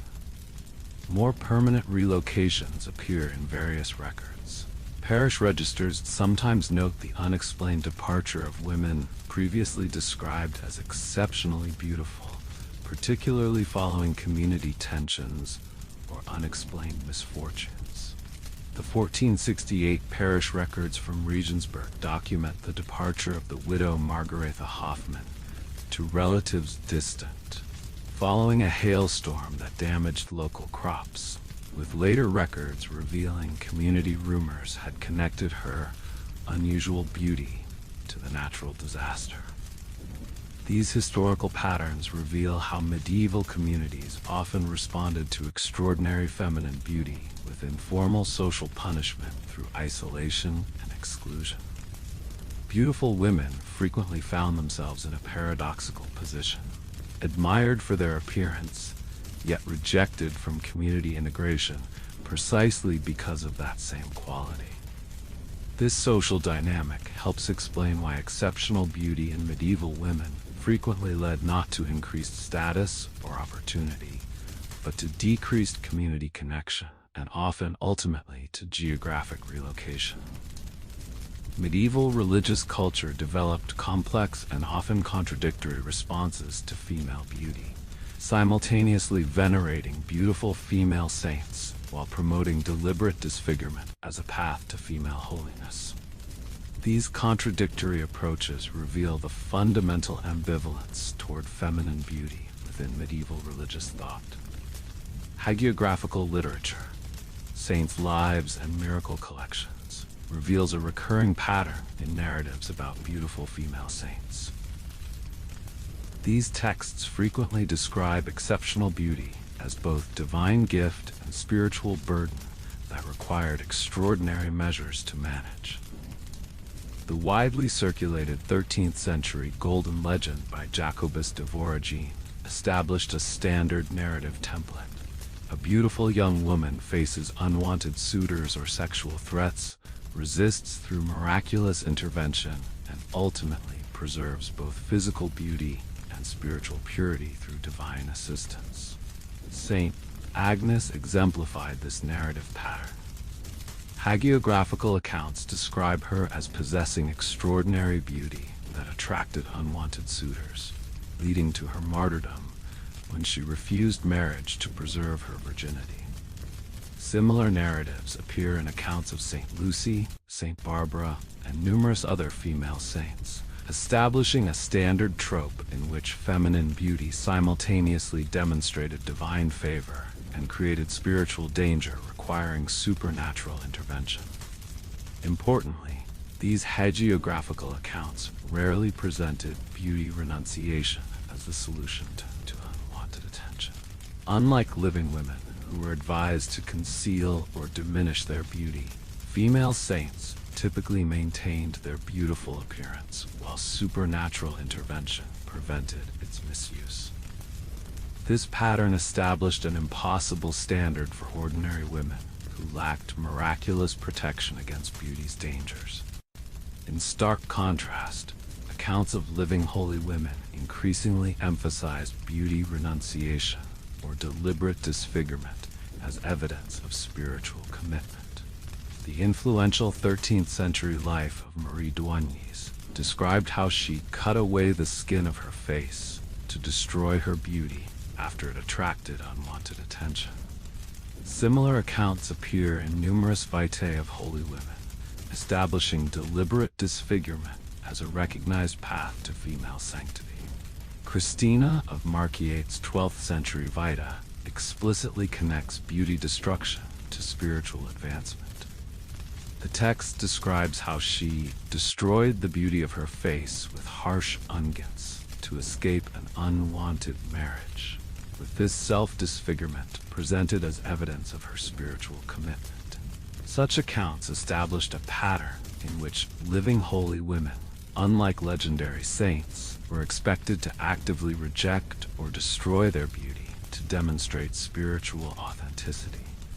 This contradiction between preserving beauty in legendary saints while promoting its destruction for living holy women reflects the fundamental ambivalence toward feminine beauty within medieval religious thought. Beauty simultaneously signified divine favor and spiritual danger, creating an impossible situation for women navigating religious expectations. By the late medieval period, this contradiction had developed into distinct expectations for different categories of religious women. Cloistered nuns were increasingly encouraged to preserve their beauty as a reflection of interior purity, with convent rules prohibiting harsh ascetic practices that might damage appearance. The 15th century convent rule for the poor clerks in Nuremberg explicitly prohibited excessive fasting or harsh disciplines that might unduly diminish the beauty God has granted, reflecting the view that physical beauty appropriately mirrored spiritual perfection when properly enclosed. Conversely, non-enclosed religious women like beguines, tertiaries, and anchoresses faced increasing pressure to demonstrate spiritual authenticity through visible beauty renunciation. The influential 15th century spiritual guidebook, The Mirror of Simple Souls, explicitly advised women living religious lives in the world to diminish natural beauty through fasting and harsh living, to demonstrate authentic spiritual commitment and avoid suspicion. For ordinary medieval women, these contradictory religious attitudes created significant challenges. Parish records and confession manuals reveal that priests frequently counseled beautiful women toward increased religious devotion, while simultaneously warning them about pride in their appearance, creating a nearly impossible standard in which beauty required acknowledgement as divine gift, while avoiding any pride in that same gift. More concretely, these attitudes created pressure toward beauty concealment as religious virtue. household inventories and personal wills reveal that women increasingly donated their mirrors, cosmetics, and decorative clothing to churches as acts of devotion, symbolically renouncing beauty management while often maintaining the underlying appearance. A 1468 Florentine woman's will explicitly bequeaths her mirror and combs to her parish church in renunciation of worldly beauty, a symbolic rather than physical beauty renunciation. For women facing beauty-based suspicion or accusation, religious devotion offered partial protection. Court records document cases of women successfully defending against witchcraft or moral accusations by demonstrating exceptional religious commitment. The 1475 Cologne witchcraft investigation against Elizabeth Rutgers was dismissed after multiple witnesses testified to her regular church attendance and public acts of devotion, suggesting that visible religious commitment could sometimes counteract beauty-based suspicion. These historical patterns reveal how medieval religious culture developed complex and often contradictory approaches to female beauty. By simultaneously venerating beautiful female saints while promoting beauty renunciation for living women, religious authorities established impossible standards that transformed feminine beauty from divine gift to spiritual burden, requiring careful management. For medieval women, these contradictory expectations meant that beauty required constant navigation between appreciation as divine blessing and renunciation as spiritual liability. A paradoxical position that helps explain why exceptional beauty frequently led to increased religious devotion as protective strategy rather than simple spiritual expression. Beyond social exclusion and formal accusations, historical records reveal numerous cases where extraordinary feminine beauty led directly to violence, execution, or death. These extreme consequences reveal the ultimate danger that exceptional beauty could pose for medieval women. Judicial records document numerous cases where beauty served as primary evidence, leading to formal execution. The extensive witch trial records from the Diocese of Basel include at least 17 cases between 1450 to 1500 where women's unnaturally perfect appearance featured prominently in evidence leading to capital punishment. The 1487 trial of Elsbeth Muller explicitly cited her beauty too perfect for her age and station as principal evidence supporting her conviction and subsequent burning, revealing how appearance alone could prove fatal in formal judicial proceedings. Beyond formal executions, court records document numerous cases of beauty-motivated violence. Criminal court records from 15th century Paris include multiple cases where women were attacked specifically because their beauty was perceived as threatening or unnatural. The 1463 assault case against John Petit documents his attack on a local woman explicitly because her beauty was so perfect it must involve demonic assistance, revealing how beauty could directly provoke violence based on supernatural suspicion. Domestic violence records reveal similar patterns. Ecclesiastical court records documenting marital disputes include numerous cases where husbands justified violence against wives, specifically citing their beauty as provocation. The extensive York cause papers include a 1478 case where Thomas Fuller defended beating his wife because her beauty attracted too much attention when they attended market, claiming her appearance itself constituted a form of marital misconduct, revealing how beauty could justify violence within marriage. Community violence appears in criminal records across Europe.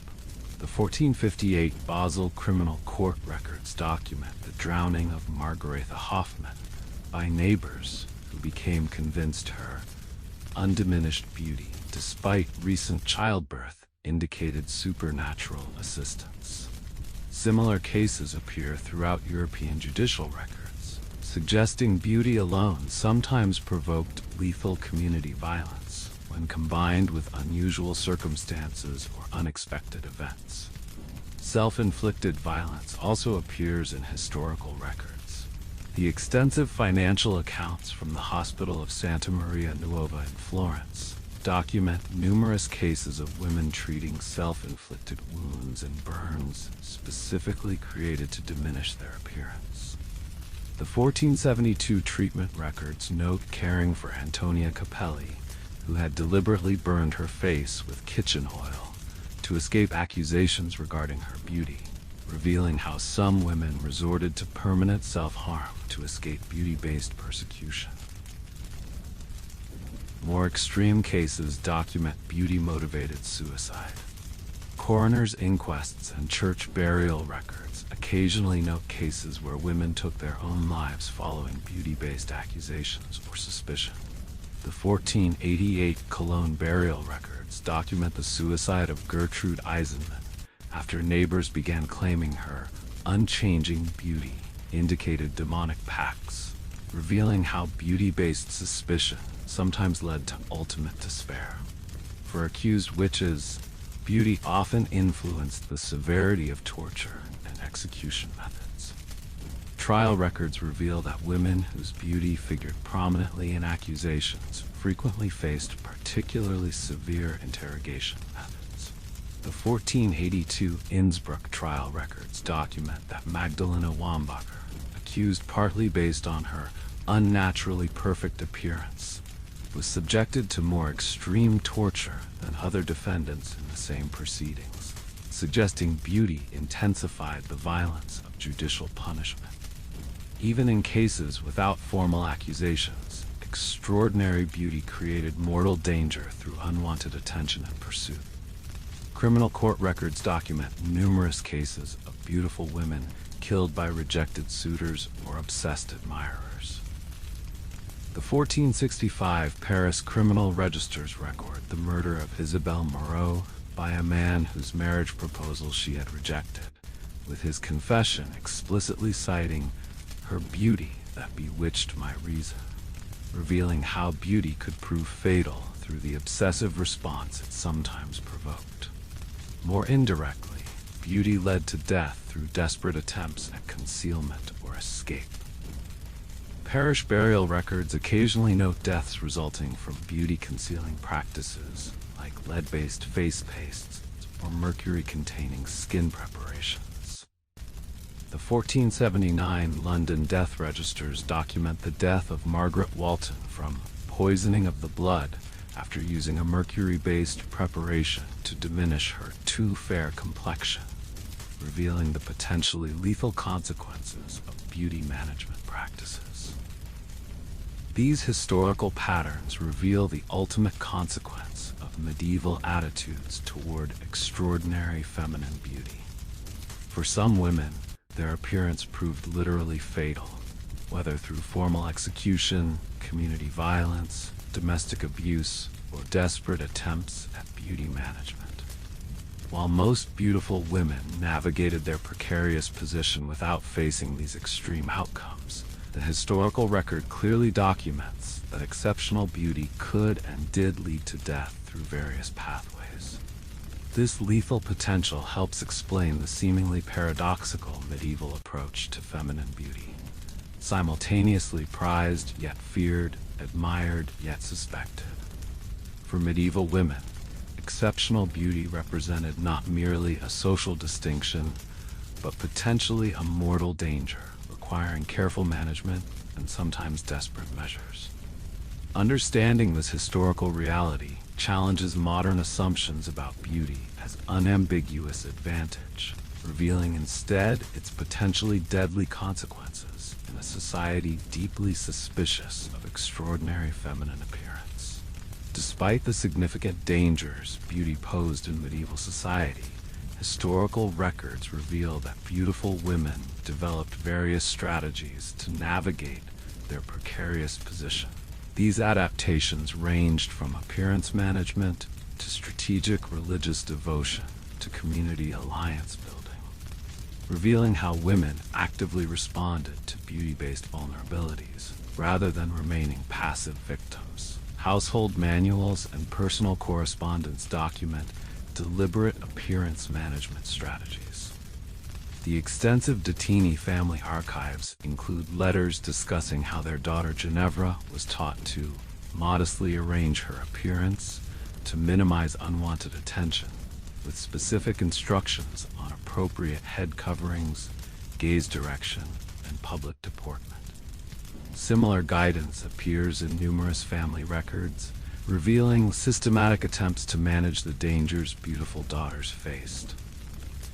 Wardrobe accounts and personal inventories document how women strategically modified their appearance in different contexts. Noble household records reveal that beautiful women often maintained two distinct wardrobes: elaborate clothing for appropriate display contexts like family celebrations or sanctioned public appearances, and deliberately modest garments for church attendance, market visits, or travel. This contextual appearance management reflects sophisticated understanding of when beauty display was safe versus dangerous. Religious devotion frequently served as a protective strategy.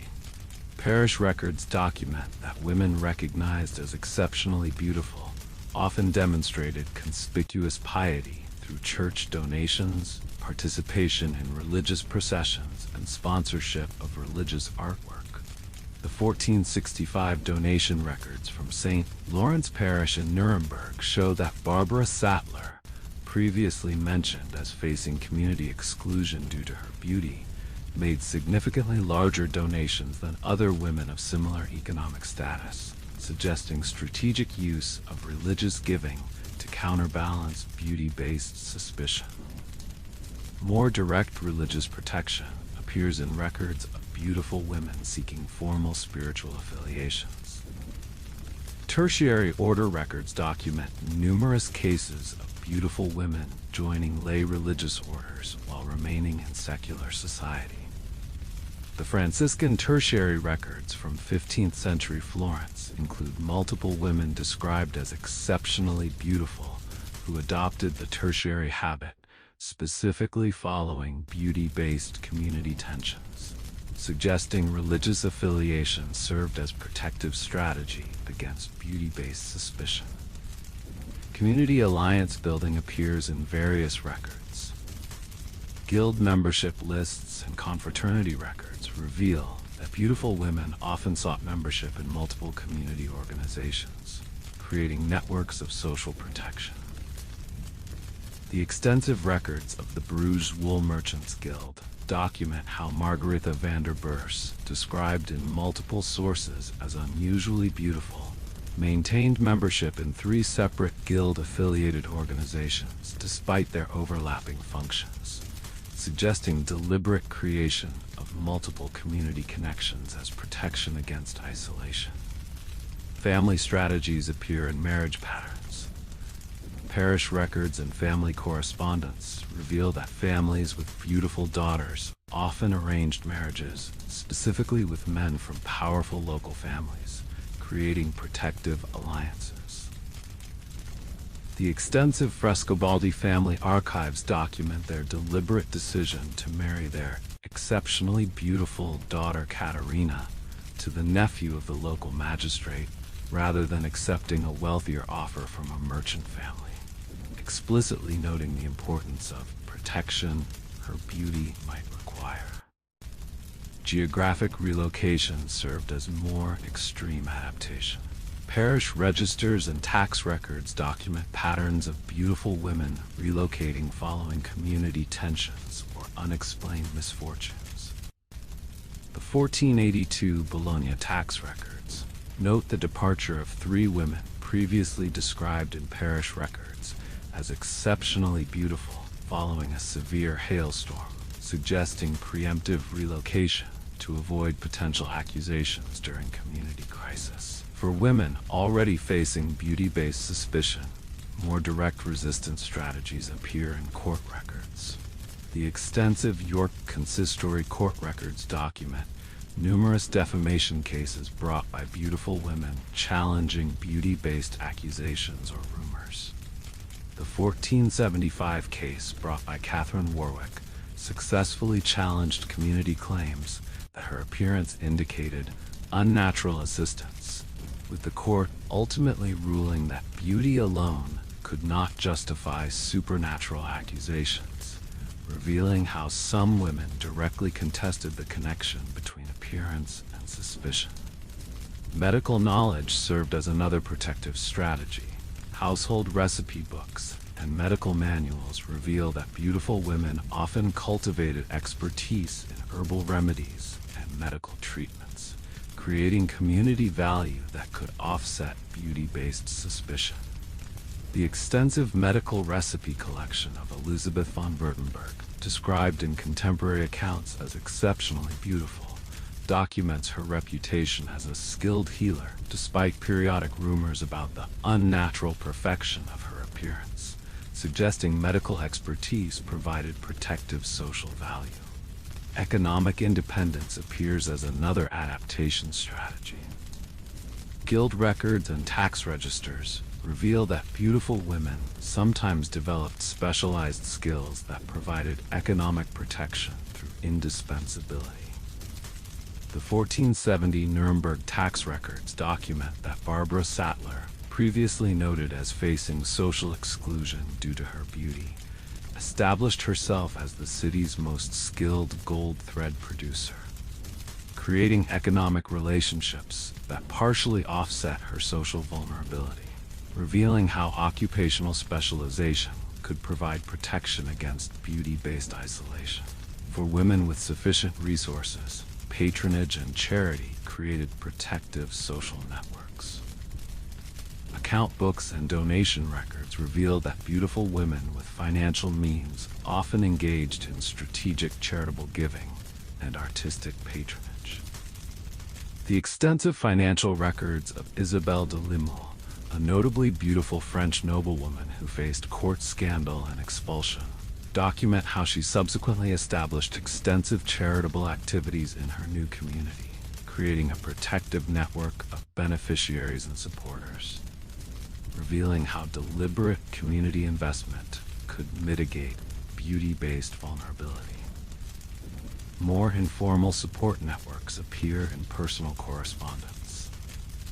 Collections of women's letters reveal that beautiful women often maintained connections with others facing similar challenges, sharing strategies and warnings.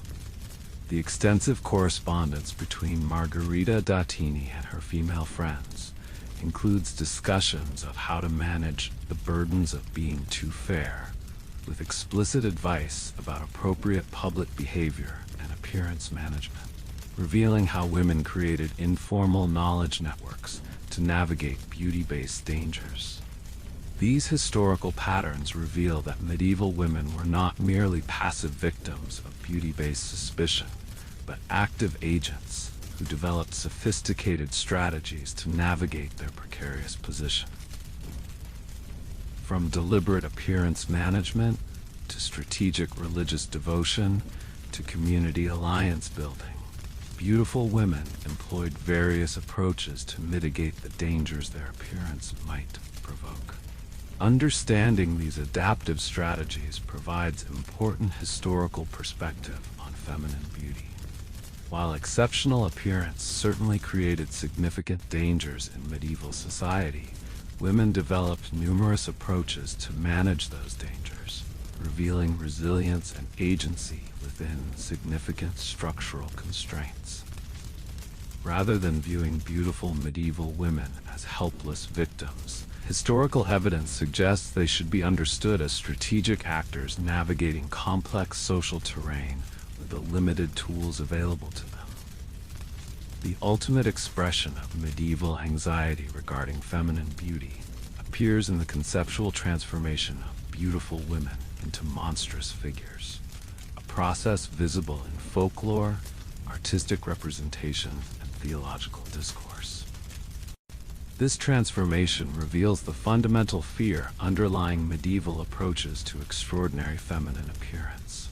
that exceptional beauty might conceal fundamental otherness or represent dangerous inversion of natural order. Folklore collections and popular tales reveal numerous narratives in which beautiful women transform into or are revealed as monsters. The widespread medieval narrative tradition of the loathly lady, appearing in various forms across European folklore, typically featured a woman whose extraordinary beauty concealed monstrous true form, or whose apparent monstrosity hid true beauty, reflecting profound ambivalence about the relationship between female appearance and essence. More sinister folklore traditions explicitly connected extraordinary feminine beauty to monstrous identity. The widespread European belief in supernatural beings like lamia, succubi, or various water spirits typically described these entities as possessing extraordinary beauty that lured men to destruction.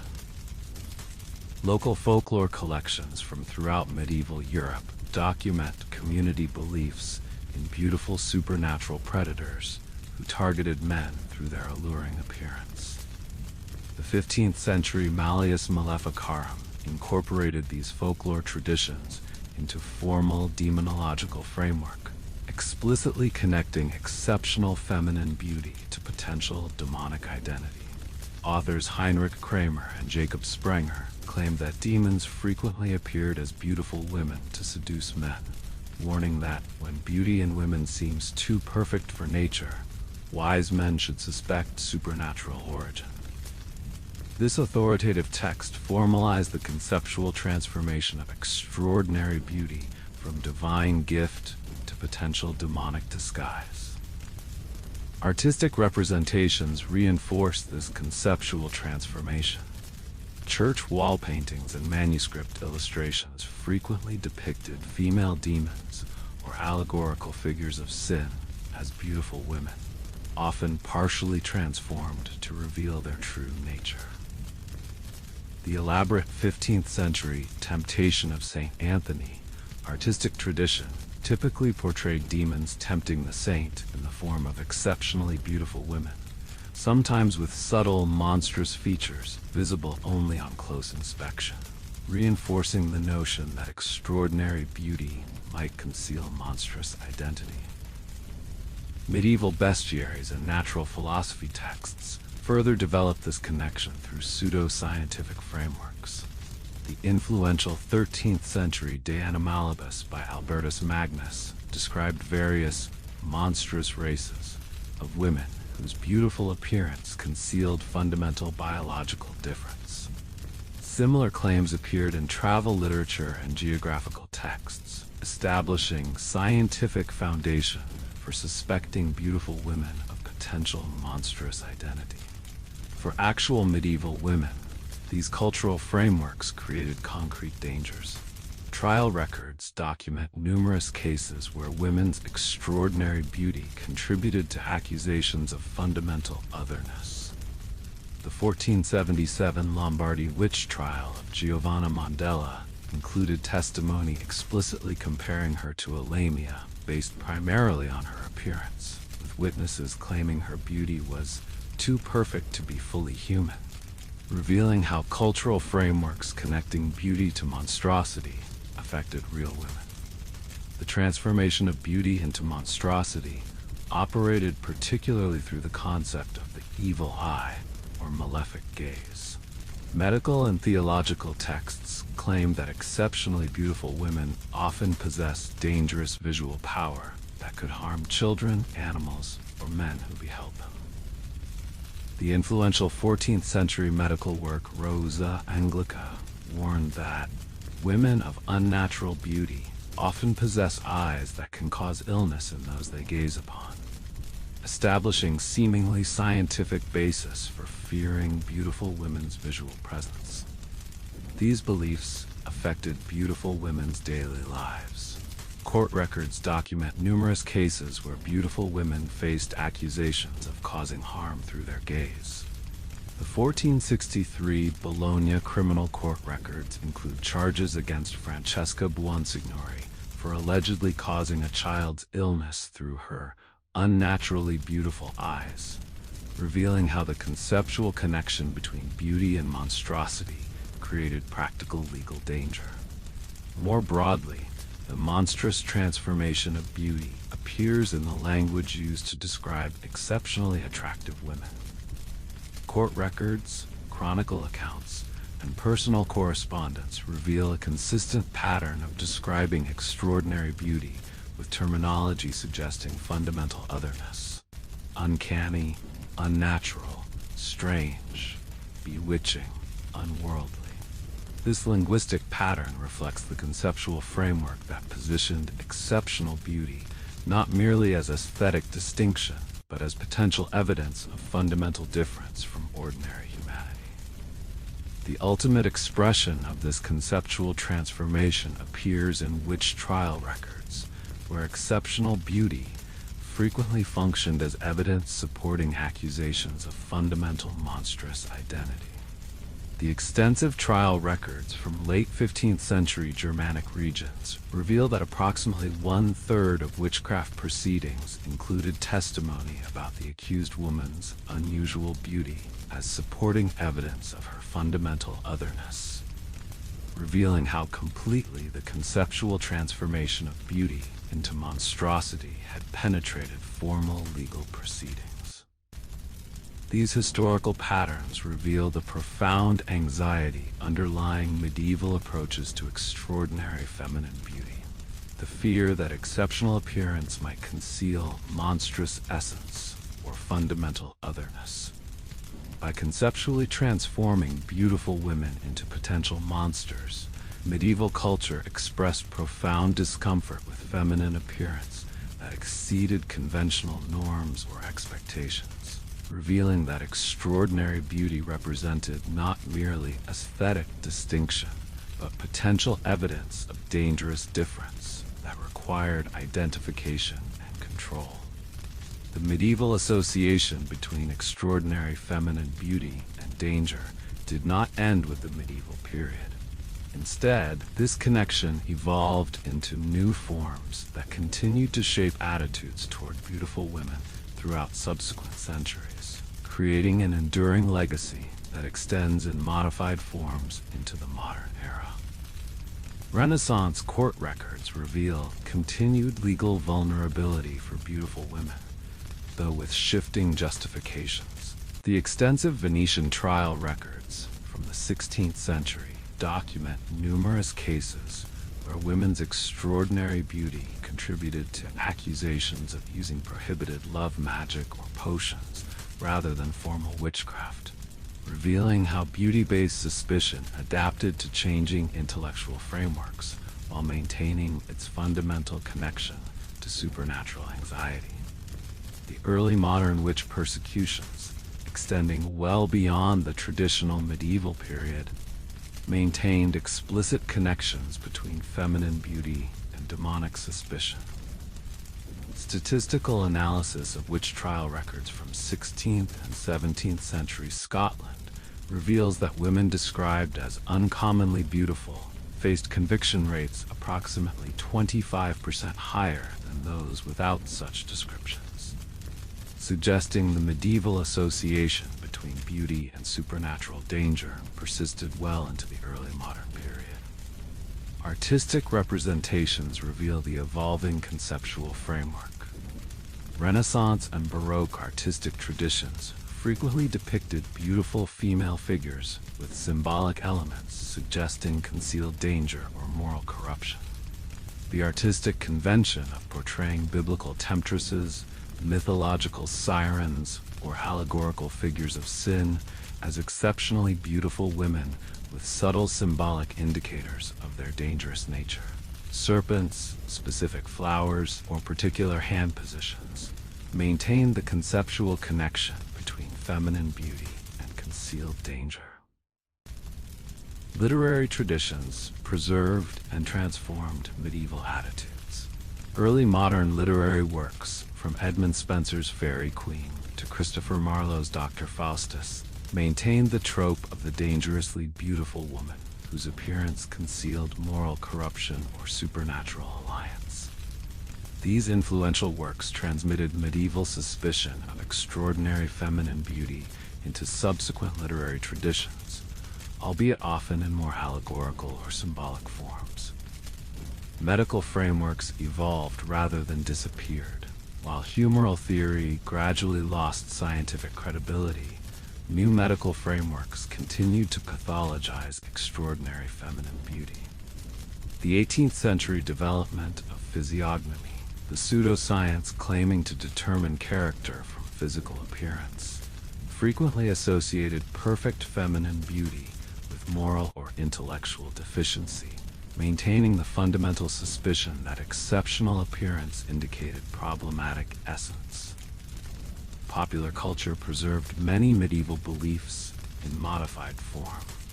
Folklore collections from 18th and 19th century Europe reveal the persistence of traditional narratives about beautiful supernatural predators like vampire women, fairy brides, or enchantresses, figures directly descended from medieval traditions connecting extraordinary beauty to supernatural danger. Even in ostensibly secular contexts, the association between feminine beauty and danger persisted. The extensive 19th century literature on criminal types frequently claimed that exceptionally beautiful women were disproportionately represented among confidence tricksters and manipulators, suggesting the medieval suspicion of beautiful women had transformed into pseudoscientific criminological theory rather than disappearing. Legal frameworks continued to reflect implicit bias against beautiful women in certain contexts. Analysis of 19th century court records from multiple European jurisdictions reveals that beautiful female defendants were significantly more likely to be convicted in cases involving allegations of deception or manipulation, suggesting persistent judicial suspicion of feminine beauty as potentially deceptive or unnaturally influential. More positively, resistance strategies developed by medieval women evolved into broader movements for female autonomy. The medieval pattern of beautiful women seeking protection through religious affiliation developed into the early modern phenomenon of female religious communities, serving as spaces for women to escape appearance-based vulnerabilities or expectations. Modern feminist analysis has increasingly identified the historical paradox facing beautiful women, simultaneously valued for appearance while suspected because of it. Contemporary scholarly work has traced how this paradox, clearly visible in medieval sources, continued to shape women's experiences through subsequent centuries, creating persistent double binds regarding feminine appearance that remain partially unresolved in contemporary culture.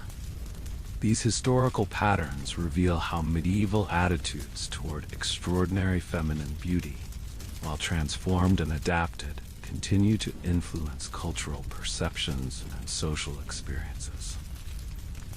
The medieval association between exceptional beauty and potential danger evolved rather than disappeared, assuming new forms suited to changing intellectual frameworks while maintaining the fundamental ambivalence toward women whose appearance exceeds conventional expectations. Understanding this historical legacy provides important perspective on contemporary attitudes toward feminine beauty. Many modern assumptions and anxieties about extraordinarily beautiful women, that their appearance might indicate moral deficiency, that their influence over men is somehow unfair or manipulative, that their beauty might conceal fundamental flaws, represent secularized descendants of medieval supernatural suspicions.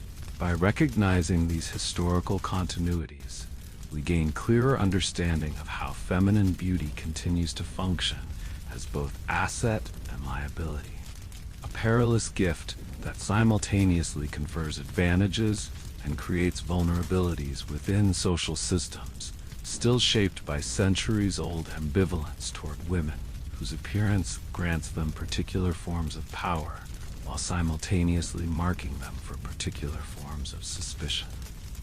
Throughout this historical exploration, a consistent pattern has emerged.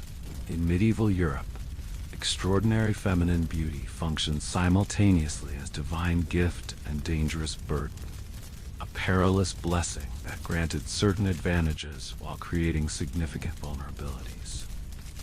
This fundamental paradox shaped the experiences of countless medieval women, transforming what might seem an unambiguous blessing into a complex liability requiring careful navigation. The theological framework positioned beauty as divine gift reflecting God's perfection, yet simultaneously as dangerous temptation threatening male salvation. This contradictory foundation established impossible standards. Beautiful women were expected to acknowledge their appearance as divine blessing, while constantly guarding against any pride or improper display that might transform blessing into sin. The resulting double bind meant that beauty required perpetual management rather than simple enjoyment. Social structures reinforced this paradox.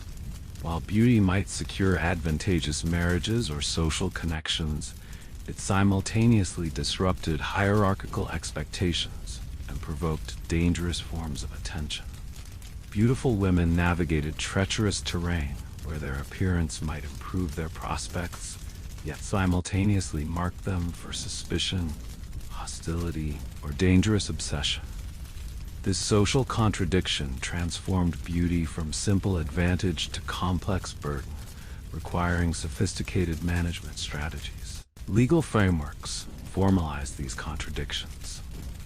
While beauty was never officially criminalized, it frequently functioned as evidence supporting accusations of moral corruption, deception, or supernatural alliance.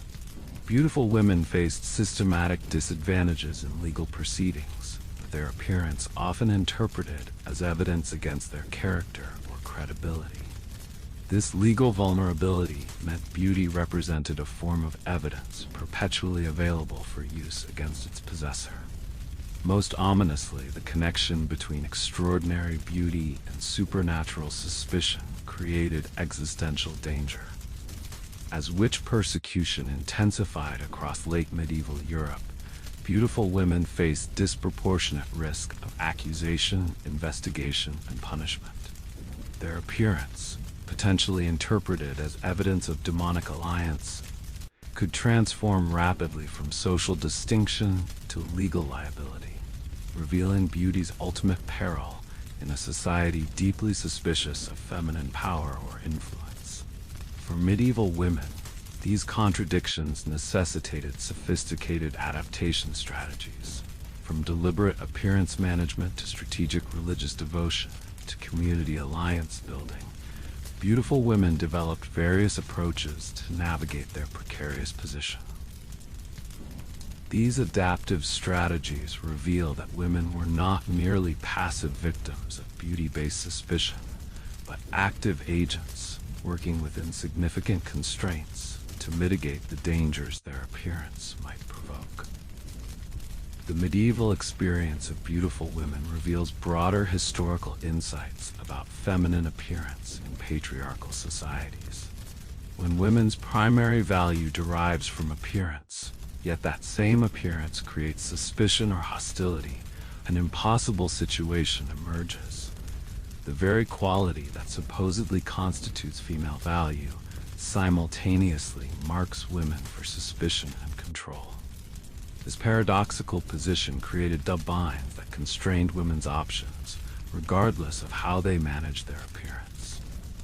For contemporary readers, this historical exploration offers important perspective on modern attitudes toward feminine beauty. Many current assumptions about beautiful women, that their appearance grants unfair advantage, that their influence is somehow improper, that their exterior might conceal interior flaws, represent secularized descendants of medieval supernatural suspicions. By recognizing these historical continuities, we gain clearer understanding of how feminine beauty continues to function as both asset and liability within social systems still shaped by centuries-old ambivalence. Most fundamentally, the medieval experience of beautiful women challenges simplistic assumptions about beauty as unambiguous blessing. Historical evidence clearly demonstrates that extraordinary feminine appearance frequently led not to advantage, but to suspicion, isolation, persecution, or even death. This historical reality contradicts contemporary assumptions that beautiful women automatically benefit from their appearance, revealing instead beauty's potential to function as liability rather than asset in certain social contexts. The title of this exploration, The Perilous Gift, encapsulates this historical paradox. Beauty represented genuine gift, potentially conferring social advantages and opportunities. Yet simultaneously, it created genuine peril, exposing women to suspicion and danger precisely because of what seemed a blessing. This contradiction shaped countless medieval lives, transforming what appeared divine favor into potential curse, requiring constant vigilance and careful management. In exploring how medieval women navigated this perilous gift, we gain not merely historical knowledge, but deeper understanding of how feminine appearance continues to function in complex and often contradictory ways. By recognizing beauty's historical dangers alongside its advantages, we develop a more nuanced perspective on a quality too often simplified into either unambiguous blessing or superficial vanity, revealing instead its profound social complexity as both asset and liability, opportunity and constraint, blessing and curse.